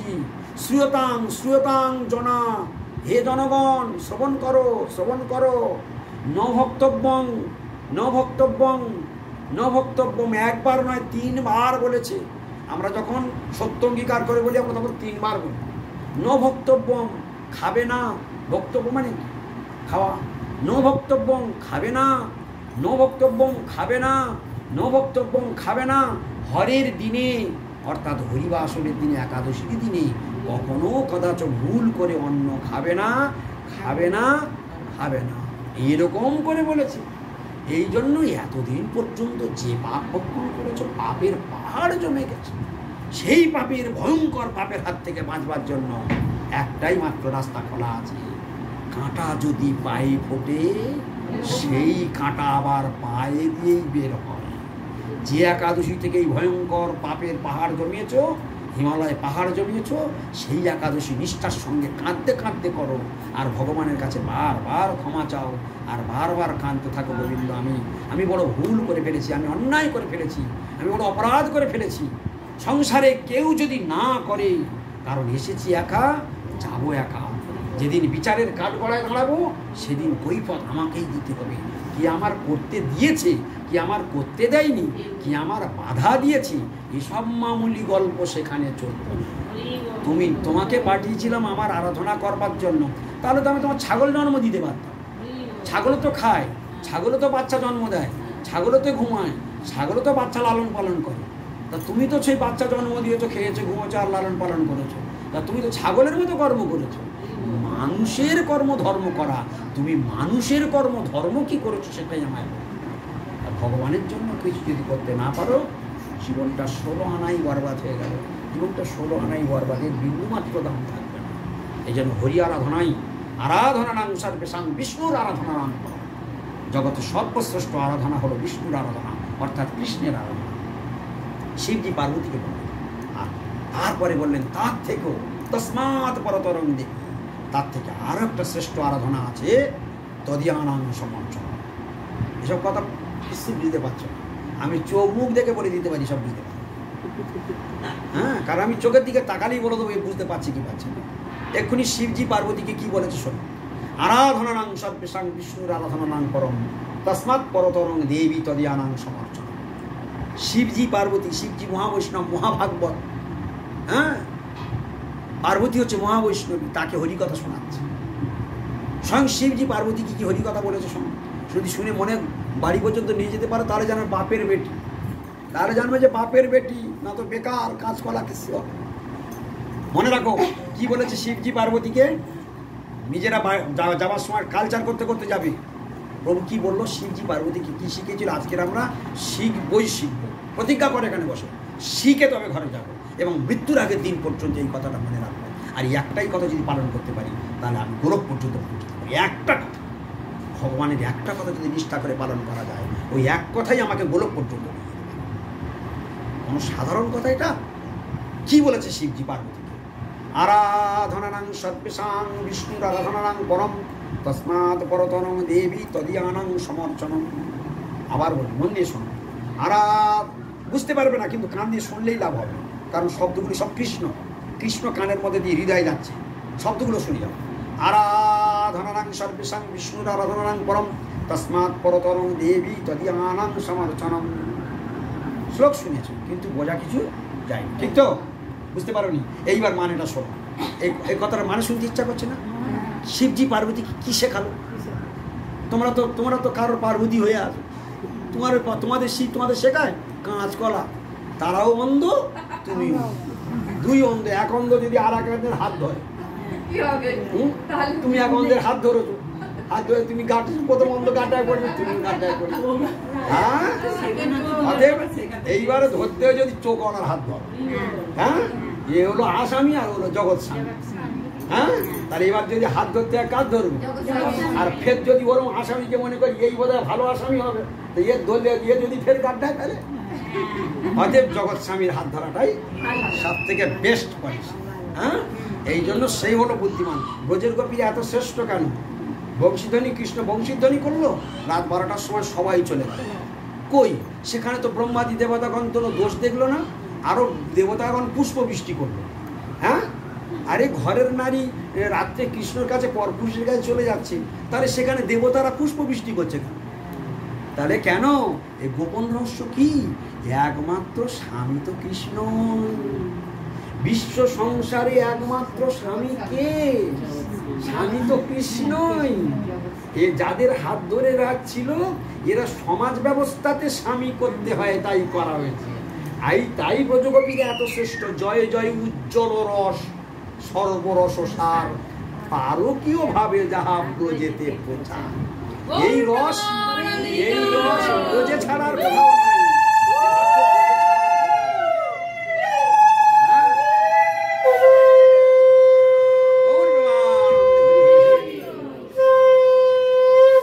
তাহলে ব্রজে ছাড়া এই রস বাইরে নিন্দনীয়, ব্রজের মধ্যে একমাত্র এই রস চলবে, আর দ্বিতীয় কোথাও চলবে। বুঝতে পারছো? হ্যাঁ, এখন কৃষ্ণের কাছে ব্রজগোপী চলে গেছে, আমি যদি রাত্রেবেলা ঘর ছেড়ে আর একটা পরপুরুষের ঘরে কিনি, তাহলে সেটা কি পারকীয় রস হলো বটে, কিন্তু এটা নিন্দনীয়, এটা জঘন্যতম অপরাধ, এটা জগৎ সমাজ ছিছি করে। হ্যাঁ, এটা ভয়ঙ্কর পাপ, এটা অপরাধ। এই জন্য এটা পারকীয় ভাবে যাহা ব্রজেতে পৌঁছাচ্ছে। এটা কোথায় আছে? ব্রজে আছে, বৃন্দাবনের বাইরে নেই। যেটা কোথায় আছে? বৃন্দাবনের বাইরে নাই, কোনো বৃন্দাবনে আছে। তাহলে আমাদেরকে ওটা অনুকরণ করতে হবে, ওটা অনুসরণ করতে হবে। আমাদের অনুকরণ মানে কি? ওই ব্রজগোপীতে এখানে ছেড়ে কৃষ্ণের কাছে গেছে, পরপুরুষের কাছে গেছে, তাহলে আমি এটা ছেড়ে আমি পরপুরুষের কাছে যাই, বলে এটা অনুকরণ। আর অনুসরণ কি? অনুসরণ হলো কৃষ্ণই একমাত্র জগৎ স্বামী, তাই আসল স্বামীর কাছে ব্রজগোপীগণ ফিরে যাওয়াতে তাদের জীবন ধন্যাতিধন্য হয়েছে। আর সেইখানে ভগবানের এই লীলারস আস্বাদন করবার জন্য স্বর্গের দেবতাগণ পুষ্প বৃষ্টি করেছে। সেই রসে স্বয়ং শিবজি থাকতে না পেরে তিনিও সেই রাসে প্রবেশ করবার জন্য লোভযুক্ত ছুটে গিয়েছিলেন। সেটা হচ্ছে জয় জয় উজ্জ্বল রস। অর্থাৎ ব্রজগোপীগণ যে ভাবের দ্বারা কৃষ্ণকে সুখী করতেন, সেটা হলো উজ্জ্বল রস। সেটা নিন্দনীয় রস না, সেটা হলো উজ্জ্বল রস। জয় জয়, আবার কি দিয়ে জয় দিয়েছে? জয় জয় উজ্জ্বল রস সর্বরসসার। তাহলে ব্রজের মধুর রস হচ্ছে সর্বরসসার, যার উপরে আর নাই।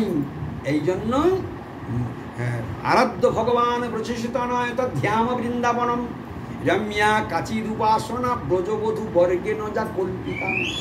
একমাত্র জগতে যদি আরাধনা থাকে তাহলে একমাত্র ব্রজবধূ বর্গেন যা কল্পিতা, ব্রজবধূ বর্গেন যা কল্পিতা, অর্থাৎ ব্রজের গোপীগণ যে ভাবের দ্বারা কৃষ্ণ আরাধনা করে কৃষ্ণকে বশীভূত করেছেন, আমাদের একমাত্র আরাধনা হলো ওই ব্রজগোপীর ভাবকে অনুসরণ করা, নট অনুকরণ করা। এখন যদি আমি আসামিকে ছেড়ে জগৎ স্বামীকে ধরি তাহলে এটা তো অন্যায় নয়। আর জীবনে স্বামীত্বে বরণ করবো, একজনকেই স্বামী করব, আর জীবনে কাউকে স্বামী রূপে চাই না। যদি বন্ধু রূপে চাই তাহলে কৃষ্ণকে চাও, যদি পুত্র রূপে চাও তাহলে কৃষ্ণকে চাও, যদি প্রভু রূপে চাও তাহলে কৃষ্ণকেই চাও। এই জন্য চারটে ভাব কৃষ্ণ বলছেন আমি চারটে হতে রাজি আছি। হ্যাঁ, তোমাদের সংসারে তোমার স্বামী কিন্তু তোমার ছেলে হতে পারবে, তোমার ছেলে কিন্তু তোমার স্বামী রোল করতে পারবে। ভগবান বলছে আমি চারটে রোল একসঙ্গে সব করতে পারি, তুমি যেটা চয়েস করবে আমি সেটাই যাবো। তুমি আমাকে দাস প্রভু রূপে চাও তাহলে তুমি আমার দাসী হয়ে সেবা করো, আমি তোমার প্রভু রূপে তোমাকে দর্শন দেবো। তুমি আমাকে বন্ধু বানাতে চাও তাহলে বন্ধুর ভাব নিয়ে সেবা করো, আমি তোমার বন্ধু রূপে আসবো। তুমি তোমার সাধনা কমপ্লিট হয়ে গেলে তুমি আমার বন্ধু রূপে সকার মতো হয়ে তুমি থাকবে। তুমি যদি আমাকে পুত্র রূপে বানাতে চাও তাহলে নিরন্তর বাৎসল্যভাবে আমার সেবা করো, আমি তোমার পুত্র রূপে আসবো। আর যদি তুমি আমাকে স্বামী রূপে চাও তাহলে ব্রজগোপীর ভাবে মধুর রসে তুমি আমার স্বামী রূপে বানাও, আমি তোমার স্বামী হতে রাজি আছি। তাহলে আমি স্বামী হতে রাজি আছি, আমি পুত্র হতে রাজি আছি, আমি বন্ধু হতে রাজি আছি, আমি প্রভু হতে রাজি আছি। দাস্য, সখ্য, বাৎসল্য, মধুর, এই চারি ভাব ভক্তি দিয়া নাচা মোহ ভুবন। মহাপ্রভু বলল এই চার ভাব আর চার ভক্তি, তুমি যেটা চয়েস করবে। শান্ত ভাবটা হচ্ছে শান্ত, দাস্য, সখ্য, বাৎসল্য, মধুর, পাঁচটা রস। শান্ত রসের সরাসরি কোনো লীলা নেই বলে এটা শান্ত রস হচ্ছে ব্রজের মধ্যে সেই শান্ত রস রয়েছে। শান্ত রসের ভক্ত হলো ব্রজের ময়ূর, ময়ূরী, পশু পাখি, গো, হ্যাঁ, গাছপালা, তৃণ, লতা, গুল্ম, এরা সব শান্ত রসের ভক্ত। এরাও কৃষ্ণলীলার সহায়ক। হ্যাঁ, এরা কৃষ্ণলীলার সহায়ক, কিন্তু সরাসরি লীলা না থাকাতে ভগবানের সঙ্গে এরা সহায়ক রূপে রয়েছে, শান্তরসের ভক্ত বলা হয়। আর এটা চারটে সরাসরি, আমি কৃষ্ণকে সরাসরি দাস রূপে সেবা করছি, তুমি প্রভু রূপে আমায় দর্শন দিল। হ্যাঁ, যেমন ধ্রুব দাস রূপে সেবা করলো, ভগবানের সামনে দাঁড়ায়নি। হ্যাঁ, মা যশোদা বাৎসল্য রসে সেবা করেছে, তাই তার পুত্র রূপে এসেছে। হ্যাঁ, ওই তারা সখা রূপে, তাই কৃষ্ণ তাদেরকে শ্রীরাম সুদাম দাম বসুধার কাছে সখা রূপে তাদের সঙ্গে খেলা করছে। আবার ব্রজ গোপীরা তাদের স্বামী রূপে পেতে চেয়েছে, তাই ব্রজের গোপীরা তার কৃষ্ণের রাসলীলায় প্রবেশ করেছে। তাহলে ভগবান তো সব ভক্তের বাঞ্ছা করবে, যে কোয়ালিটির ভক্ত তাকে সেই রূপে তার সঙ্গে সঙ্গদান করেছে। দেখো চারটে ভাব, চারটে রস সব আলাদা, কোন রসের সঙ্গে কোন রসের মিল আছে? ওই চারটের বিকৃত প্রতিফলন ও সংসার, ওই চারটি রসের বিকৃত প্রতিফলন হলো সংসার। যারা বুঝতে পেরেছ? বিকৃত প্রতিফলন বোঝো? বিকৃত প্রতিফলন, তুমি একটা আয়নার সামনে দাঁড়াবে, দেখবে তুমি 36 ফুট লম্বা, তুমি আরেকটা আয়নার সামনে দাঁড়াবে যদি তুমি 3 ফুট, হ্যাঁ, কিন্তু তুমি 5.5 ফুট। কিন্তু একটা আয়নার সামনে দাঁড়ালে তোমার মুখটা এত বড় দেখাচ্ছে, মানে যে তোমার 4-5টা মুখ দেখাচ্ছে। তাহলে এগুলো কি? তোমার বিকৃত প্রতিফলন। এই জন্য মানে গোলকে যে চারটে রস পূর্ণ, শুদ্ধ, নিত্যমুক্ত, এই যে রস, দাস্য, সখ্য, বাৎসল্য, মধু, এগুলো পারফেক্ট রস। আর তার বিকৃত প্রতিফলন হলো, যেমন ধরো ও সামনে একটা সরোবর আছে, সরোবরের ওপারে একটা আম গাছ আছে, সেই আম গাছের ছায়াটা জলের মধ্যে দেখা যাচ্ছে। তো ওখানে ওপরের গাছটা দেখা যাচ্ছে, গুড়িটা নিচের দিকে আছে, ডালপালাগুলো উপরের দিকে আছে। জলের দিকে তাকিয়ে দেখছি গুড়িটা উপরের দিকে আছে, ডালপালাগুলো নিচের দিকে আছে। বলে ওই বৃক্ষ যদি না থাকতো ওই ছায়াটা কি আসতো না? কিন্তু ওটা আছে বলে ওটা আছে এসেছে। কিন্তু ওই যখন কেউ জলে একটা ঢিল মেরেছে তখন সেই গাছটা এরকম ঢেউ খেলেছে, কিন্তু ওপরের গাছটা ঢেউ খেলে। তাহলে বিকৃত প্রতিফলন, একে কি বলা হয়? বিকৃত প্রতিফলন। এই জন্য সংসারে ওই গোলকে যেটা আছে দাস্য, সখ্য, বাৎসল্য, মধুর, এটা শুদ্ধ প্রেম রস। আর ওর বিকৃত প্রতিফলন সংসারে এই চারটে আছে, এটা হলো কাম রস। এখানে কামনা বাসনার দ্বারা সবাই তাড়িত হয়ে ওই সম্পর্ক ধরে জুড়ে আছে। কামনা বাসনা থাকবে না তো সংসার আর টিকবে না। কামনা বাসনা থাকলে সংসার টিকে থাকবে, পালাই পালাই করবে। কামনা বাসনা নেই যে সংসারে, মনের চাহিদা, দেহের চাহিদা যেখানে নেই, সে সংসার টিকবে না। বুঝতে পারছো? এই জন্য এখানে শুধু কামনা বাসনার তাগিদে সংসার টিকে আছে। কামনা বাসনার গিট আলগা হয়ে যাবে, সংসার সব ফুটে যাবে। গৌর প্রেমানন্দে।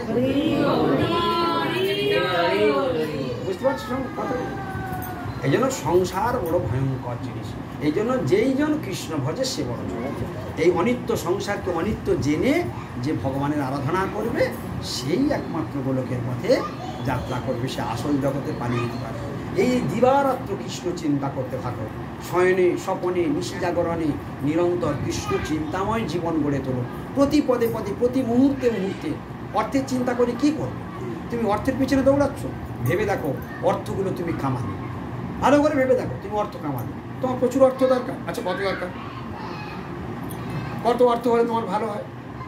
আমার 10 লাখ টাকা হলে হবে। আচ্ছা, 10 লাখ টাকাই তোমার ভালো না? প্রভু, আমার 5 কোটি টাকা হলে ভালো। ঠিক আছে, তোমার গোবিন্দ বলে আমি 5 কোটি দিচ্ছি। বলছে না, গোবিন্দ 5 কোটি বলেছিল, ওটা ভুল করে বলে ফেলেছি, তুমি 14 কোটি টাকা দাও। তা গোবিন্দ বলে ঠিক আছে, আমি 14 কোটি টাকা তোকে দিচ্ছি। না গোবিন্দ, আমি মুখ ফসকে বলে ফেলেছি, তুমি আমার 50 কোটি টাকা দাও। গোবিন্দ আছে, তাই দিচ্ছি। 50 কোটি টাকাই পেলে তুমি, খুব ভালো করে বুঝে দেখো, 50 কোটি টাকা পেলে। কিন্তু ভগবান নিজ করে হাসছে, ওরে মূর্খ, তো 10 কোটি দিই আর 25 কোটি দিই আর 50 কোটি দিই। আচ্ছা, তুই তো 50 কোটি চাইবি, আমি ইচ্ছা করে তুই 100 কোটি দিই।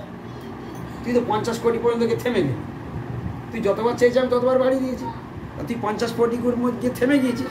50 কোটি নয়, আমি তোর 100 কোটিই দিচ্ছি, তুই 100 কোটিই নেই। কিন্তু ভগবান নিজ করে হাসছে, ওরে মূর্খ, তোর তো 53 বছরের ব্যাটারি আমি খুলে নিই।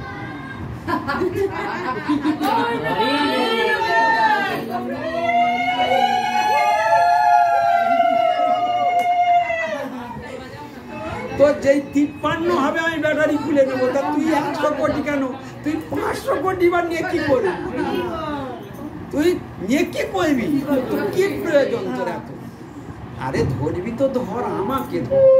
টাকা ধরলে টাকা থাকবে, বউ ধরবি বউ থাকবে, ছেলেকে ধরবি ছেলে থাকবে, বাড়িকে ধরবি বাড়ি থাকবে, বাবা মাকে ধরবি, মেয়ে জামাইকে ধরবি, শ্বশুর শাশুড়িকে ধরবি, টিভিকে ধরবি, তুই যা ধরবি সব হারাবি। শুধু একমাত্র পার্মানেন্ট আমি ছিলাম, আমি আছি, আমি থাকবো। এই জন্য যদি আমাকে ধরতে পারিস তবে তুই তো চালাক। যেই জন কৃষ্ণ ভজে দেখেছো সৌমন কত কষ্টে টিকে আছে, দেখেছো? ওর আশেপাশে ভক্ত নি, ও টিকে আছে। পূর্ণিমার আশেপাশে ভক্ত নি, ও টিকে আছে। শুধু আমাদের গৌরীয় গুরুবর্গরা ভিতটা খুব শক্ত বলে, আমাদের গুরু ভাই বোনের টাচ আছে বলে তাই টিকে আছে, নতবা কবে ফুটে যেত। আমার পিছনে তো কেউ নেই। আমার পিছনে তো কেউ নেই, আমার পিছনে কেউ নেই। সেই মিথ্যা কথা। তোমার পিছনে ভগবান আছে, আমার গোপাল আছে। হ্যাঁ, আমার গোপাল আছে। আর নেই, কেউ নেই বলছে কেন? গোবিন্দ না থাকলে তুমি টিকে আছে কি? ওই ভক্ত নেই বলেই তো দুর্বল হয়ে আছো। কিন্তু তবুও সবল হয়ে থাকতে হবে। কৃষ্ণ চিন্তন, একাকী আমার নাহি পায় বল, হরিনাম সংকীর্তনে। তারপরের লাইনটা কি? ওই যে তারপরে আর বলতে পারবে না, এবার সে গে গে তবে আসবে সরাসরি। একাকী আমার, হ্যাঁ দেখ ভুল বলছে, ভুল কথা বলছে, এত সোজা। হ্যাঁ, নাম শুধু নামে গাওয়ার জন্য গায়, কি গাইতে হয় গায়। একাকী আমার নাহি পায়ে বল, হরিনাম সংকীর্তনে। তুমি কৃপা করি শ্রদ্ধা বিন্দু দিয়া, দেহ কৃষ্ণ নাম। এই কীর্তনটা তো গাও, এর মানে বোঝো। ও গাইতে হয়, গাইতে কিছু বোঝে না। বলছে এর কথার অর্থটা কি? একাকী আমার নাহি পায় বল, হরিনাম সংকীর্তনে। একা একা হরিনাম সংকীর্তনে বল পাওয়া যায়, তবুও যেখানে কেউ নেই তাহলে সে টিকে থাকবে না, ছেড়ে দেবে। হ্যাঁ, ছেড়ে দেওয়াটা কি বুদ্ধিমানের কাজ হবে? বলছে কোনোদিন ভুল করেও ভগবানের যত ব্যথা বেদনা ঝড় আসুক না কেন, কোনোদিন ভগবানের চরণ ছেড়ে দিও না। ভগবানের চরণ ছাড়লে আর তোমার ইহকুল গেল, পরকুল গেল, এ কালো গেল, ও কালো গেল, সব গেল, ভস্মীভূত হয়ে গেল, তোমার আর কিছুই রইল না। বলছি যারা হরিভজন ছাড়ে তাদের একটু উদাহরণ একটা দিই। হরিভজন ছাড়া উচিত না ধরে রাখা উচিত, একটা উদাহরণ দিই, খুব ভালো করে মন দিয়ে শুনুন। আজকাল স্বভাবত বিভিন্ন জায়গায় দেখি আমরা ট্রেনে প্রচুর ভিড় হয় কি না? ভয়ঙ্কর ভিড় হয়, হয়তো। এখন একদিন কি হয়েছে, পূর্ণিমা ট্রেনে উঠেছে, আমাদের ওই লাইনে যাবে, আমাদের ওখানে যাবে। এখন শিয়ালদা থেকে আমাদের ওদিকে প্রচুর ভিড় হয়।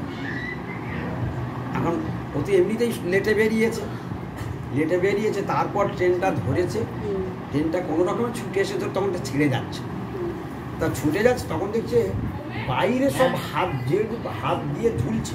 ভালো করে মন দিয়ে শুনবে, বাইরে হাত দিয়ে লোক ঝুলছে।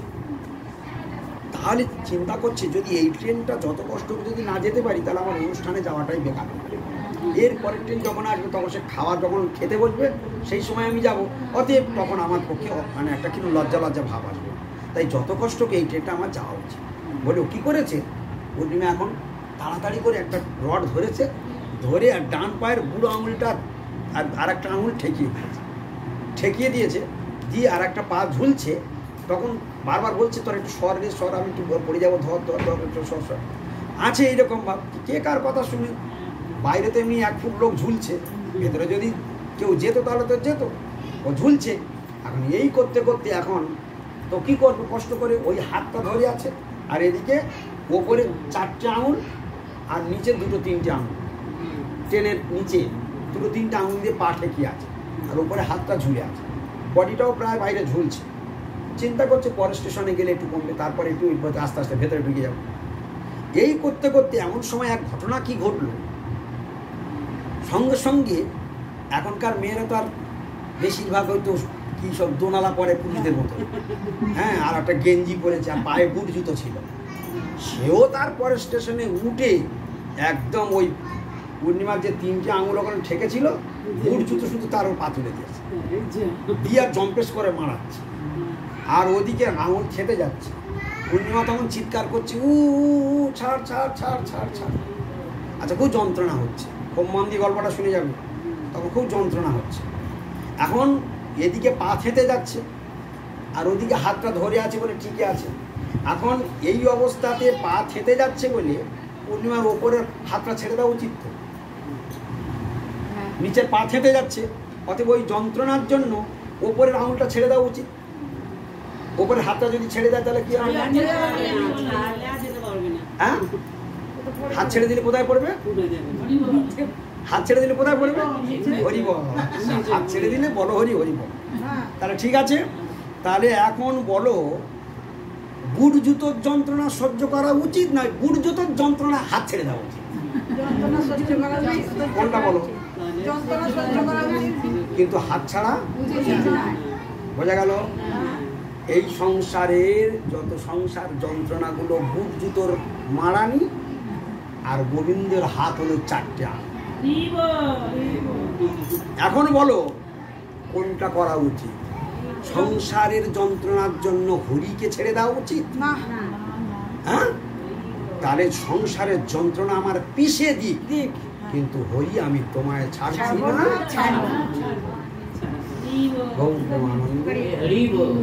ধরেছি যখন তোমায় ধরবো, এই জীবনটা আমি তোমার চরণে বাজি রাখলাম।